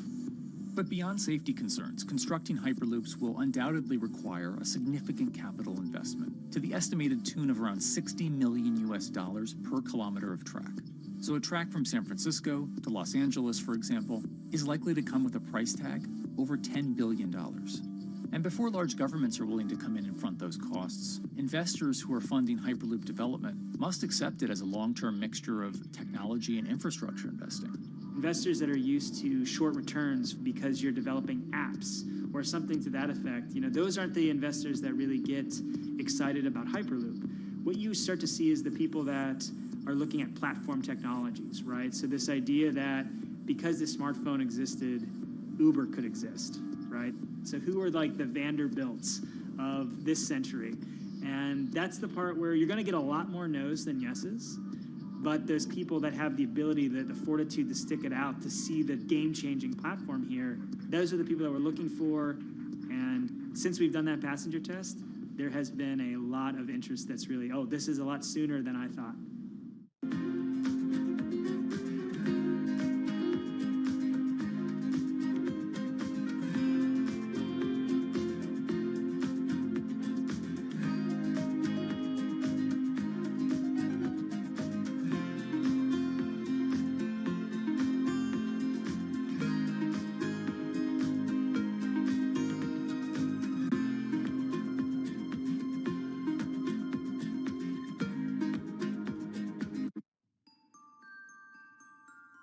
Envisioning the ripple effects of what Hyperloop could achieve, though, is fairly challenging at this stage of development.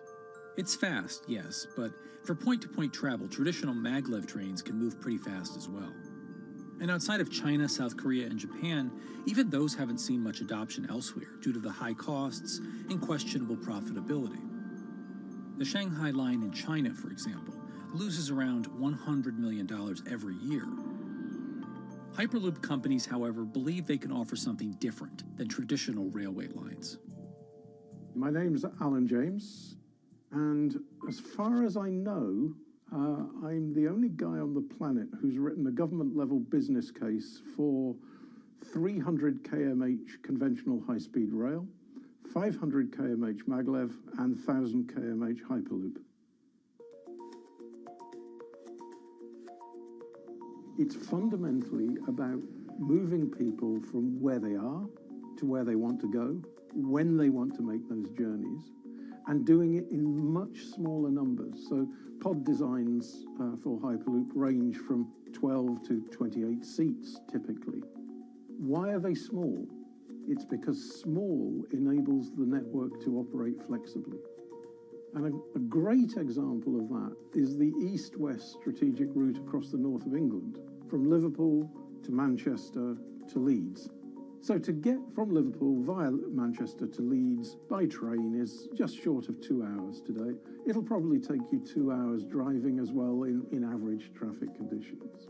Net result is those three city regions remain three separate entities: Liverpool, Manchester, Leeds. There's very little commuting traffic between those urban areas.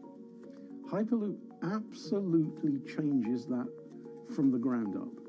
Liverpool to Manchester is a 5 or 6 minute journey. Manchester to Leeds is also a 5 or 6 minute journey. What that effectively does is create a single supercity economy. In this vision, the Hyperloop acts a little more like a highway, where pods have fixed destinations and don't need to stop along the way. Meaning you can travel on a Hyperloop network from, say, Liverpool to Leeds, while the pod behind you travels from Liverpool to Manchester. And if that metro Hyperloop network is connected to other networks from the same location, You could travel from Liverpool to Paris or Liverpool to Amsterdam, all without making a single stop. For passengers, for business, for leisure, that is utterly transformational.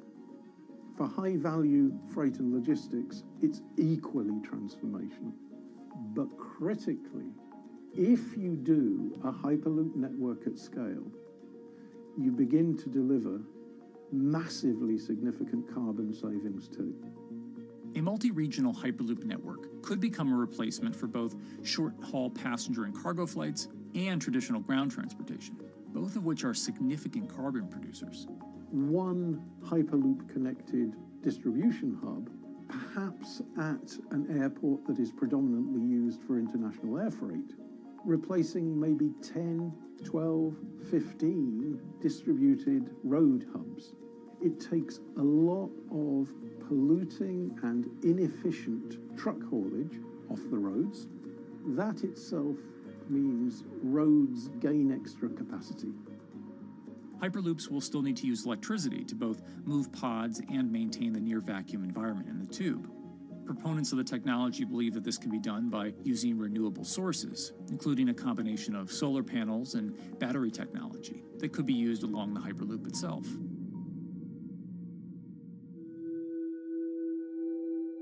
But even with all multipliers of time and carbon emission savings that a Hyperloop network may provide, the investment capital required to actually build such a network becomes even more economically and politically daunting. Committing doesn't mean spending billions on day one. Committing means, how do we phase it?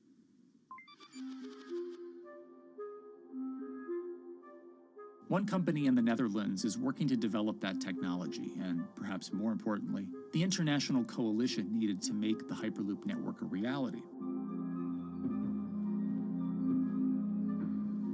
So we are here in Europe's first full-scale Hyperloop test facility, where we can already prove every conceptual technology of the Hyperloop. This is Tim Houter, a co-founder and CEO of Hart Hyperloop, headquartered in the city of Delft.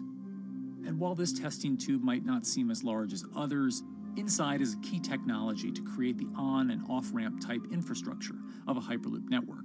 That is, a lane switch. That's something we can already test here. You can actually see it here, that the track is diverging from one track into two. That makes it possible to eventually split up the Hyperloop track in two sections. And in that sense, you can create a complete Hyperloop network that in the end will make it possible to travel, for example, over a whole continent. Take Europe, for example, with the same ease as you can now travel with a metro in a city. The nice thing about this magnetic levitation system that we've developed is that there's absolutely zero moving components in the track. So for example, if you have to do a lane switch, all you do is that the tube basically splits up, and statically the tracks also split up. And whenever the vehicle enters a switch, it either pulls itself to the right with its magnets, or it pulls itself to the left with its magnets.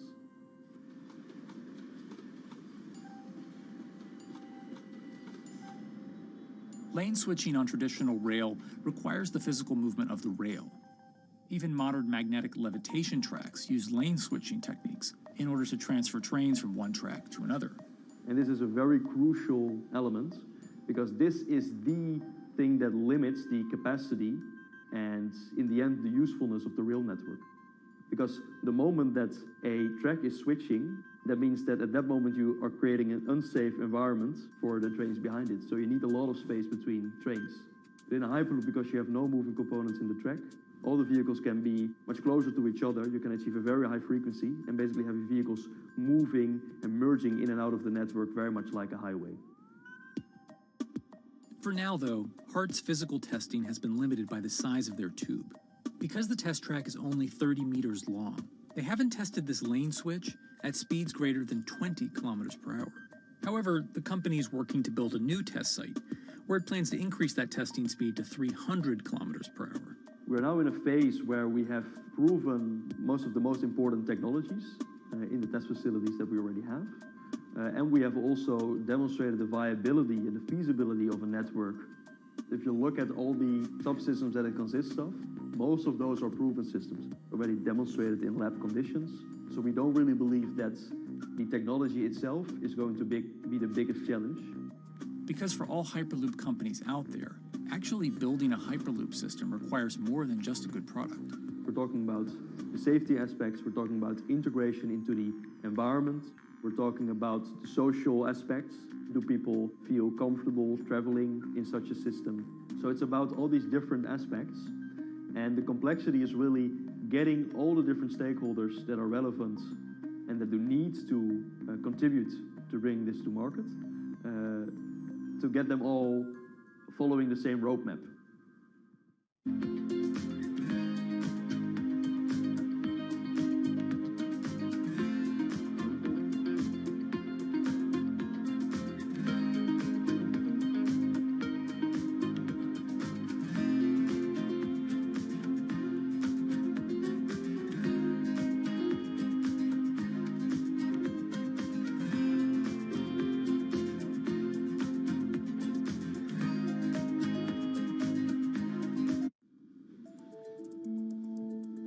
In order to help build this coalition of private and public interest in Hyperloop development, HART in 2018 partnered with other Hyperloop companies from Europe and Canada.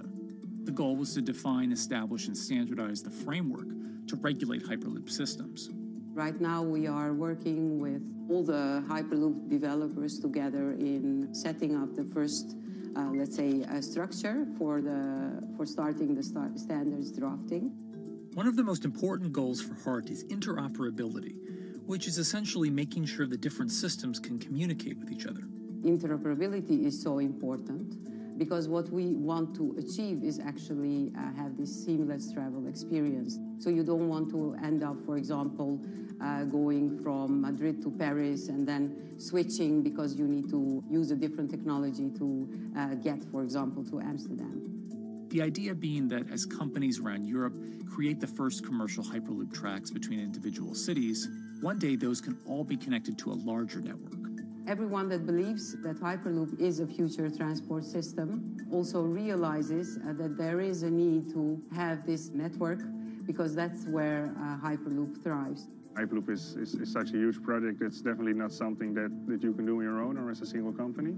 So you need to do it with a lot of other companies. You need to have the governments. And I think in that sense, the biggest challenge that we've encountered is to really get all the required parties together to take the steps in development and in commercial implementation. HART's next plan is to build the European Hyperloop Center, an open testing facility which will include a 2.6-kilometer test track. And the company hopes to test travel speeds there at up to 700 kilometers per hour. Virgin Hyperloop is also racing to construct the first commercial Hyperloop route, with projects in various states of development in India, Saudi Arabia, and the United States. Recently, the company announced plans to build a Hyperloop certification center in West Virginia, which will include a 6-mile-long test track. Proving the technology here will be crucial if Hyperloop networks can find a home among infrastructure investments that the Biden administration hopes to make. The idea that there's multiple Hyperloop companies, I think, is a redeeming aspect in the business. People really want to see something happen, so having multiple people move forward is good for that. I was struck when Josh and Sarah rode the pod. 2 or 3 of the major outlets used the phrase, "We now have a new mode of transport." And although all of that technology had existed before those 2 human beings rode it, it was the moment at which those 2 human beings traveled that short distance down the tube that in popular imagination, Hyperloop became a mode of transport. The metaphor I use with my team is that, the Wright brothers were first, but none of us fly on Wright brothers airlines anymore. If you don't continue to innovate, you're not going to be around, and so we'll continue to be at the forefront of building Hyperloop. Back in 2013, Elon had an idea. I think the difference now in 2021 is some brilliant engineers have spent real time grinding out the details. And I thoroughly expect the next 3 to 5 years to be decisive.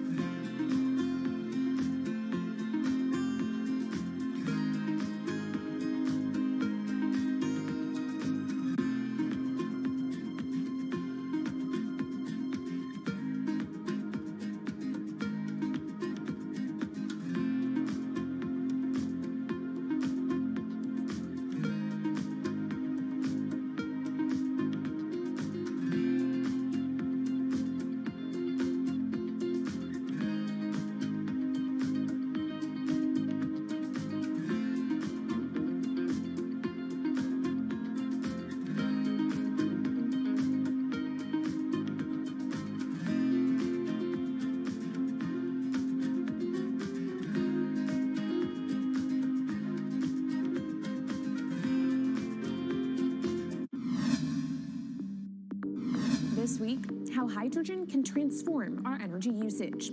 We'll look at why the universe's most abundant element could be a game changer in the climate revolution. Hydrogen technologies are not new. They are used in other sectors. We use them in space, on our rockets, and we don't need the laws of physics to change to be able to use hydrogen on our planes. From iron ore to green hydrogen, one of Australia's richest men tells us about his pivot to sustainable energy. Let's take action. It's practical, it's implementable. Let's do it now. Plus, the hydrogen revolution. We'll speak with the CEO of Italian utilities firm Snam about his new book and how green hydrogen could be competitive within 5 years. Costs are coming down and people are waking up to the fact that it's the only way to decarbonize certain sectors. From Bloomberg's global headquarters in New York, I'm Kaylee Lyons, and this is Bloomberg Green.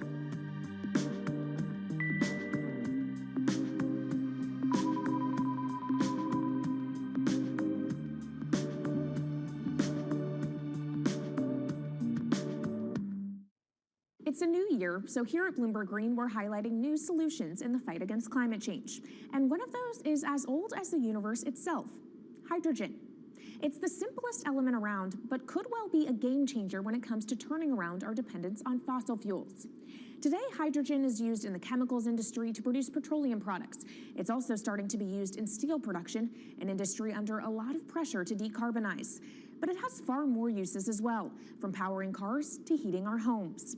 And Bloomberg New Energy Finance sees a seismic shift in the sector in the next 10 years as green hydrogen squeezes out dirtier alternatives. So-called gray hydrogen dominates today. But as renewable electricity gets cheaper and more accessible, so will green hydrogen. In this week's edition of Bloomberg Green, we'll explore what this push into hydrogen means for tackling climate change. We'll hear from Australian billionaire Twiggy Forrest about his pivot from iron ore to hydrogen, and we'll also speak with the CEO of Italian utility company Snam about his book, The Hydrogen Revolution. But first, what are we using hydrogen for? And why does it actually matter? Christine Lee Edwards explains. Hydrogen, the most plentiful element in the universe. On Earth, we find it mostly bonded to oxygen in the form of water, or in other gases known as hydrocarbons. Hydrogen gas, H2, burns hot and clean, making it an attractive tool in the race to net zero. But isolating hydrogen from other elements is no easy task. Today, the cheapest way to do this is via chemical processes that break up natural gas. This releases a lot of carbon dioxide. Another method is to use electricity to split water molecules in a process called electrolysis. Although there is no carbon byproduct, a lot of electricity is needed. And if this power comes from burning coal or gas, it negates the zero emissions goals of using hydrogen to begin with. Hydrogen produced in this way, powered by fossil fuels, is called gray hydrogen. If carbon capture and storage is used together with fossil fuels, then it becomes blue hydrogen. If nuclear power is used, it's called pink. And finally, green hydrogen is when it's produced via electrolysis and powered from renewable sources. This method is considered emissions-free. It's predicted that by the early 2030s, H2 made from renewables will be cheaper than that made from fossil fuels. But that hinges on the cost of electrolysis declining, which will be achieved through larger projects and an expansion of manufacturing. To be clear, vast amounts of H2 are already used today. Global production in 2018 totaled 117 million metric tons. This hydrogen is mostly used for its chemical properties, not as a source of energy, and very little of it is clean. Some sectors like steel could start using hydrogen for these chemical properties, replacing coal. Industries like cement and glass may also use hydrogen as a source of heat. Another advantage is its energy storage potential. It can be stored over long periods of time and used when more power needs to be added to the grid. It also could hold an advantage over batteries in heavy transport and shipping. The promise of hydrogen for energy has been around since at least 1874, when Jules Verne wrote about it in his book, The Mysterious Island. But the future of hydrogen will depend on policy. Countries with net zero targets, carbon pricing, and hydrogen strategies with investment mechanisms are likely to see the highest H2 demand.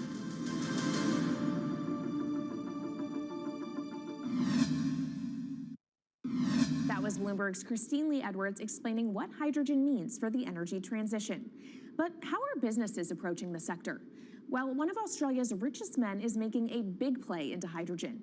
Andrew Forrest, better known as Twiggy, made his fortune from iron ore, being the chairman, former CEO, and major shareholder in Fortescue Metals, one of the world's biggest miners. But after having made over $10 billion in profit from the metal in the last fiscal year, Twiggy wants to transform Fortescue into a clean energy company.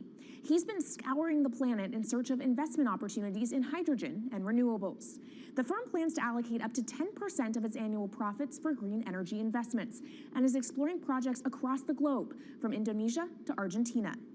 Francine Lacqua caught up with Twiggy Forrest. There's only one type of clean hydrogen, all the rest is dirty. Yeah. That is green. If you just say green hydrogen is clean, the rest is dirty, then you've actually nailed it. And, you know, anyone else who produces any other rubbish, any other argument, just look them there and say, why is global warming accelerating if anything you're saying is true? And then you'll know, actually, it's greenwashing. Yeah, but there's a lot of greenwashing because I keep on being told it's a transition. We can't just, make the transition at a click of a finger. So what are we doing wrong? What can we do better? I don't remember the personal computer having to transition the typewriter. I really don't remember that. I don't remember the smartphone having to transition the pocket calculator and the old landline. You know, its transition line is complete rubbish. The lie got put to it 2 days ago when JCB, a really loved British company, every right for the country to be proud of JCB, and Fortescue, holding a bit of a similar reputation, fantastic track record, everyone's been super well from Fortescue, huge balance sheet, super strong. When those two companies got together and agreed a $79 billion US agreement per annum, right, then that's a real wake-up call to say, hang on, green hydrogen is obviously commercial now. You know, every other form of fossil fuel hydrogen, you know, it can compete with it on price, it can probably lose on price, but what we know, it is cooking the planet. And only green hydrogen, zero methane, zero carbon in the supply chain. Don't worry about the molecules in the supply chain. But at the moment, we're not even phasing out coal, if you look at the G20 communique. So we have a long way to go to talk about only using green hydrogen. Yeah, so look, I have a call, which I'd like to make now, that the world should not fund any more coal-fired power stations, coal mining projects, ever. We should wind them down as quickly as possible because they are cooking the planet just like grey and blue hydrogen is cooking the planet.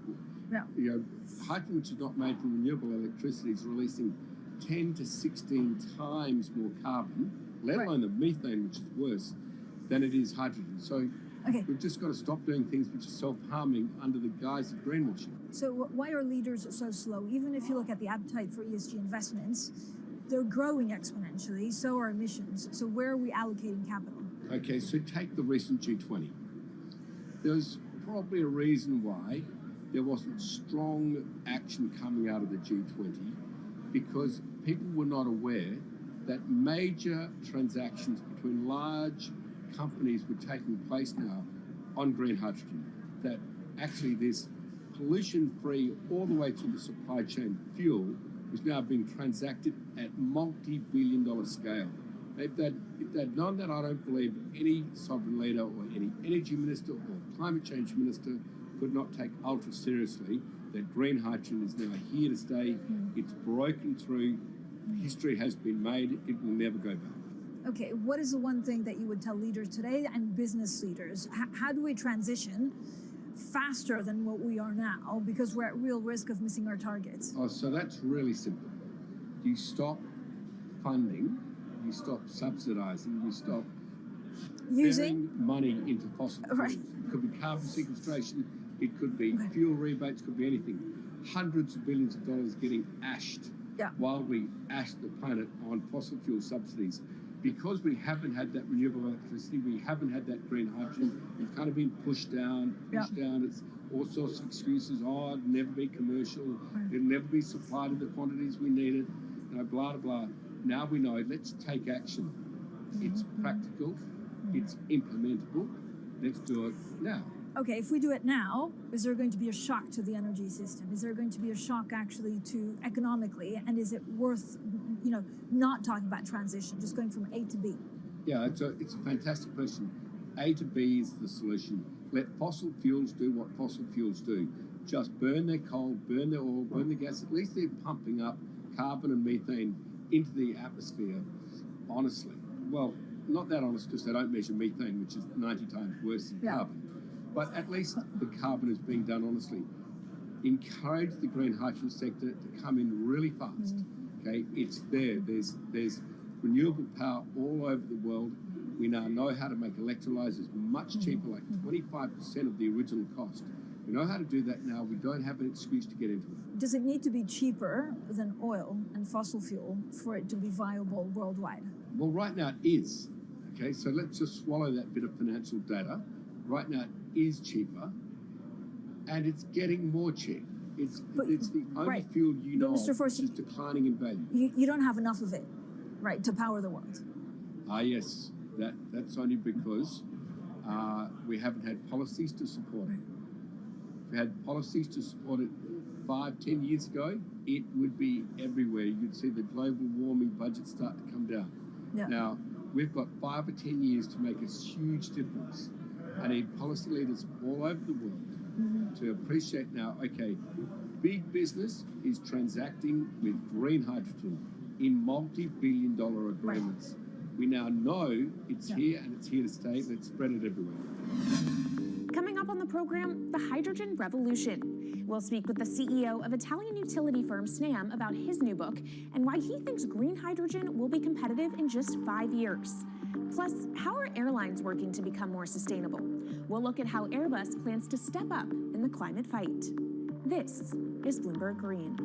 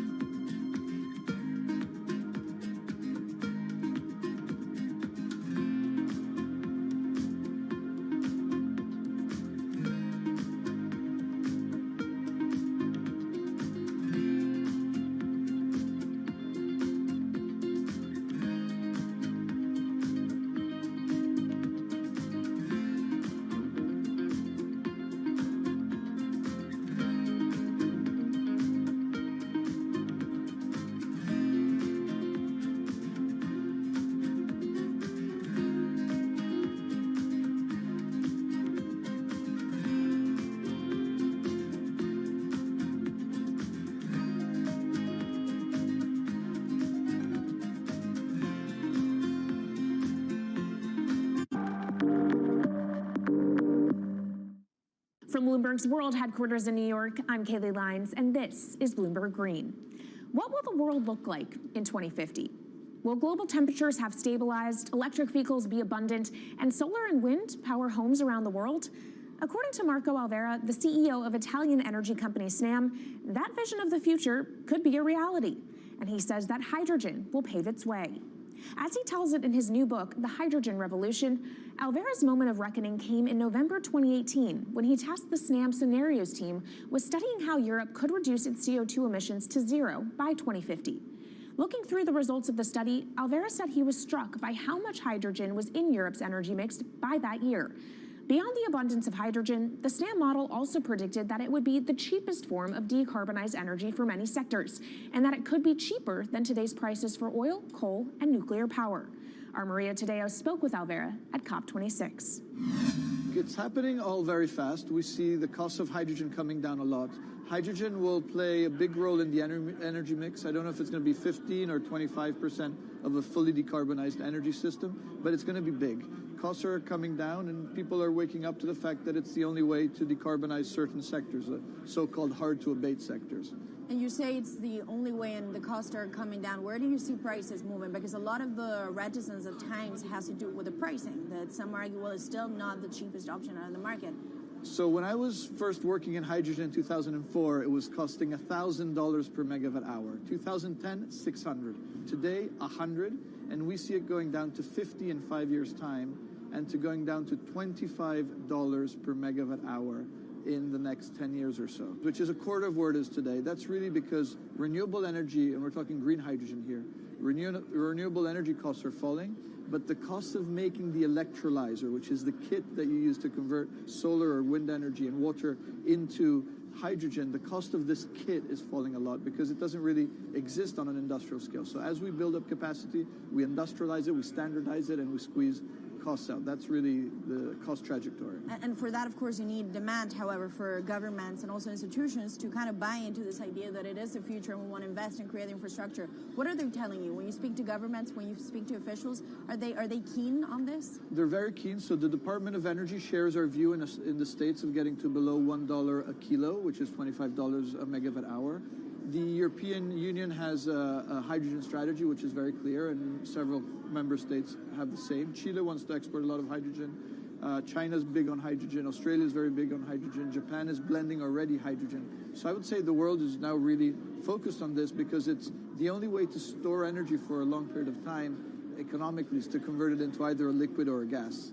And of course you talk about the price, but the other big component is the volume. You know, how big can you go? Where do you see that on a time scale? So wherever it's sunny or windy, you can produce very cheap hydrogen eventually. And so compared to oil and gas, which are concentrated in few parts of the world, it's going to be very democratic from that point of view. So every sunny place, every desert, every ocean wind can be turned into hydrogen that we can put on ships, in pipes, and really start trading it around the world. So it's going to happen a lot faster than a lot of people think.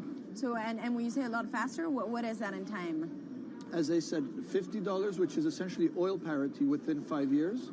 And then, depending on how quickly we ramp it up after that, we could get to $25, which is coal parity before the end of the decade. And in big scale. In big scale, because once you get to coal parity, that's the only way we're going to get China and India to stop burning new coal. We have businesses in China and in India, and I see a lot of hydrogen development, a lot of renewable development in both countries. The India announcement was incredibly strong on 2030. Some people were upset about the 2017 net zero deadline, but when it comes to 30, he announced a big commitment to get to 50% renewables. Were you surprised by it? I was surprised that they would make it so explicit, and even the net zero is a big thing for them. And so I think it will happen faster than 2070 because of the falling cost of renewable and hydrogen. India's burning 80 gigawatt of oil, of diesel, to keep the lights on. So there's an immediate opportunity there, and we're very interested in working that country. And with regards to China, perhaps the fact that we haven't really seen them active, I guess the diplomats are working on this, but we haven't really seen the leadership. It's going to be technology, it's going to be industry. I think China has committed to a net zero, which is very important. At the G20, China was clearly behind the 1.5 degrees. So I think a lot has been achieved between the G20 and COP, and I think what's really important is to see in the coming years how quick. It's in our hands to make part of this happen in 5 years, or it could otherwise happen in 15, 20 years. It's about building the project. The capital is there. We saw how many trillions of dollars are already committed. What's missing is really the projects, and that's where companies like us step in. Marco Alvera, CEO of SNAM there, speaking with our Maria Tadeo. Let's turn now to the aviation industry. It's a big contributor to global greenhouse gas emissions, and it's under pressure to change that. In October, the International Air Transport Association, a trade body representing airlines, approved a target of achieving net zero emissions by 2050. To achieve that, many airlines in the US and Europe are looking to buy sustainable aviation fuel made from renewable sources like used vegetable oil. Initiatives like these are pushing plane makers to come up with some radical new aircraft that will eventually cater to our growing appetite for travel without hurting the environment. We took a look at how Airbus, the world's #2 aircraft manufacturer, is stepping up to the challenge. How long until we can fly emission-free? Airbus says it's more confident by the day it can be done by its 2035 target. Airbus's CEO spoke about its ambitions for hydrogen-powered planes at the company's summit in France. The physics works. Hydrogen technologies are not new. They are used in other sectors. We use them in space on our rockets, and we don't need the laws of physics to change to be able to use hydrogen on our planes. So every day we become more confident, but we think we need to have a plane, we need to have the right fuels, the hydrogen available in the right quantity at the right place at the right time, and we need the regulations to be ready. So we really need the work and the collaboration of many people around the globe to make it happen on time. But it could be a long wait until green passenger jets go mainstream. Larger aircraft with more than 150 seats are not expected to feature globally until about 2050. That means manufacturers and airlines today are under growing pressure to ramp up short-term innovations to cut their carbon. In the long term, meeting the ambitious plans for so-called green hydrogen means building a giant industry almost from scratch. To make that happen, British airline EasyJet is among those saying governments need to get involved and fast. Aviation's emissions over the last 3 decades leading up to the pandemic grew by about 80% to over 1 gigaton, and that's projected to double by 2050. According to Bloomberg NEF, about half of the airlines with the largest global market share have set net zero targets by that same date, nearly 3 decades away. Coming up, from blue sky projects to the bottom line, we'll speak with our Bloomberg NEF expert Meredith Annex and dig into their models about how hydrogen fits into the future energy mix. This is Bloomberg Green.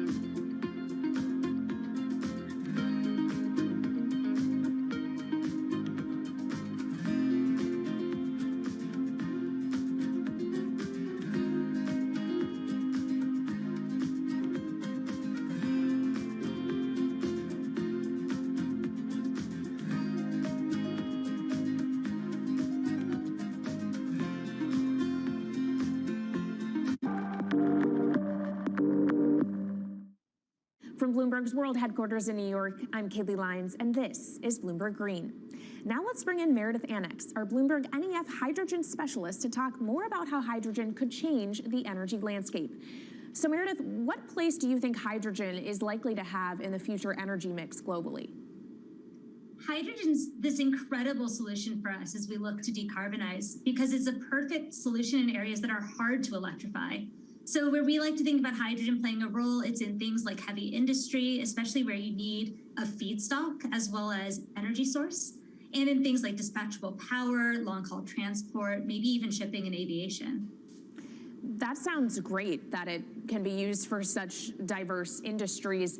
At the end of the day, though, how much is this going to cost? Well, that's the amazing thing about hydrogen, because depending on how you make it, it can actually see significant cost declines in the future. So when we're talking about clean hydrogen, we usually mean green hydrogen produced from renewable electricity. And in that case, your hydrogen is almost as cheap as the renewables that are used to make it. So if you're in a place with really good renewable resources, you'll be able to have cheaper hydrogen. But even in places with less good resources, we think that hydrogen can be cheaper than $1 per kilogram, which is the price of unabated hydrogen today, and around $8 per million BTUs for those who prefer to think in energy units. And that can be achieved anywhere in the world by 2050, we believe. All right, so let's talk about kind of the pros and cons list. I don't know where cost fits into that, but what are the advantages to hydrogen over other renewables, and then what are the drawbacks? Yeah, main advantage is the fact that hydrogen can serve roles that electrons struggle with. And that's things like seasonal storage, for instance, or just anything where you need storability, where electrons are harder to store, hydrogen is going to be easier. That also leads to a downside, though, because hydrogen is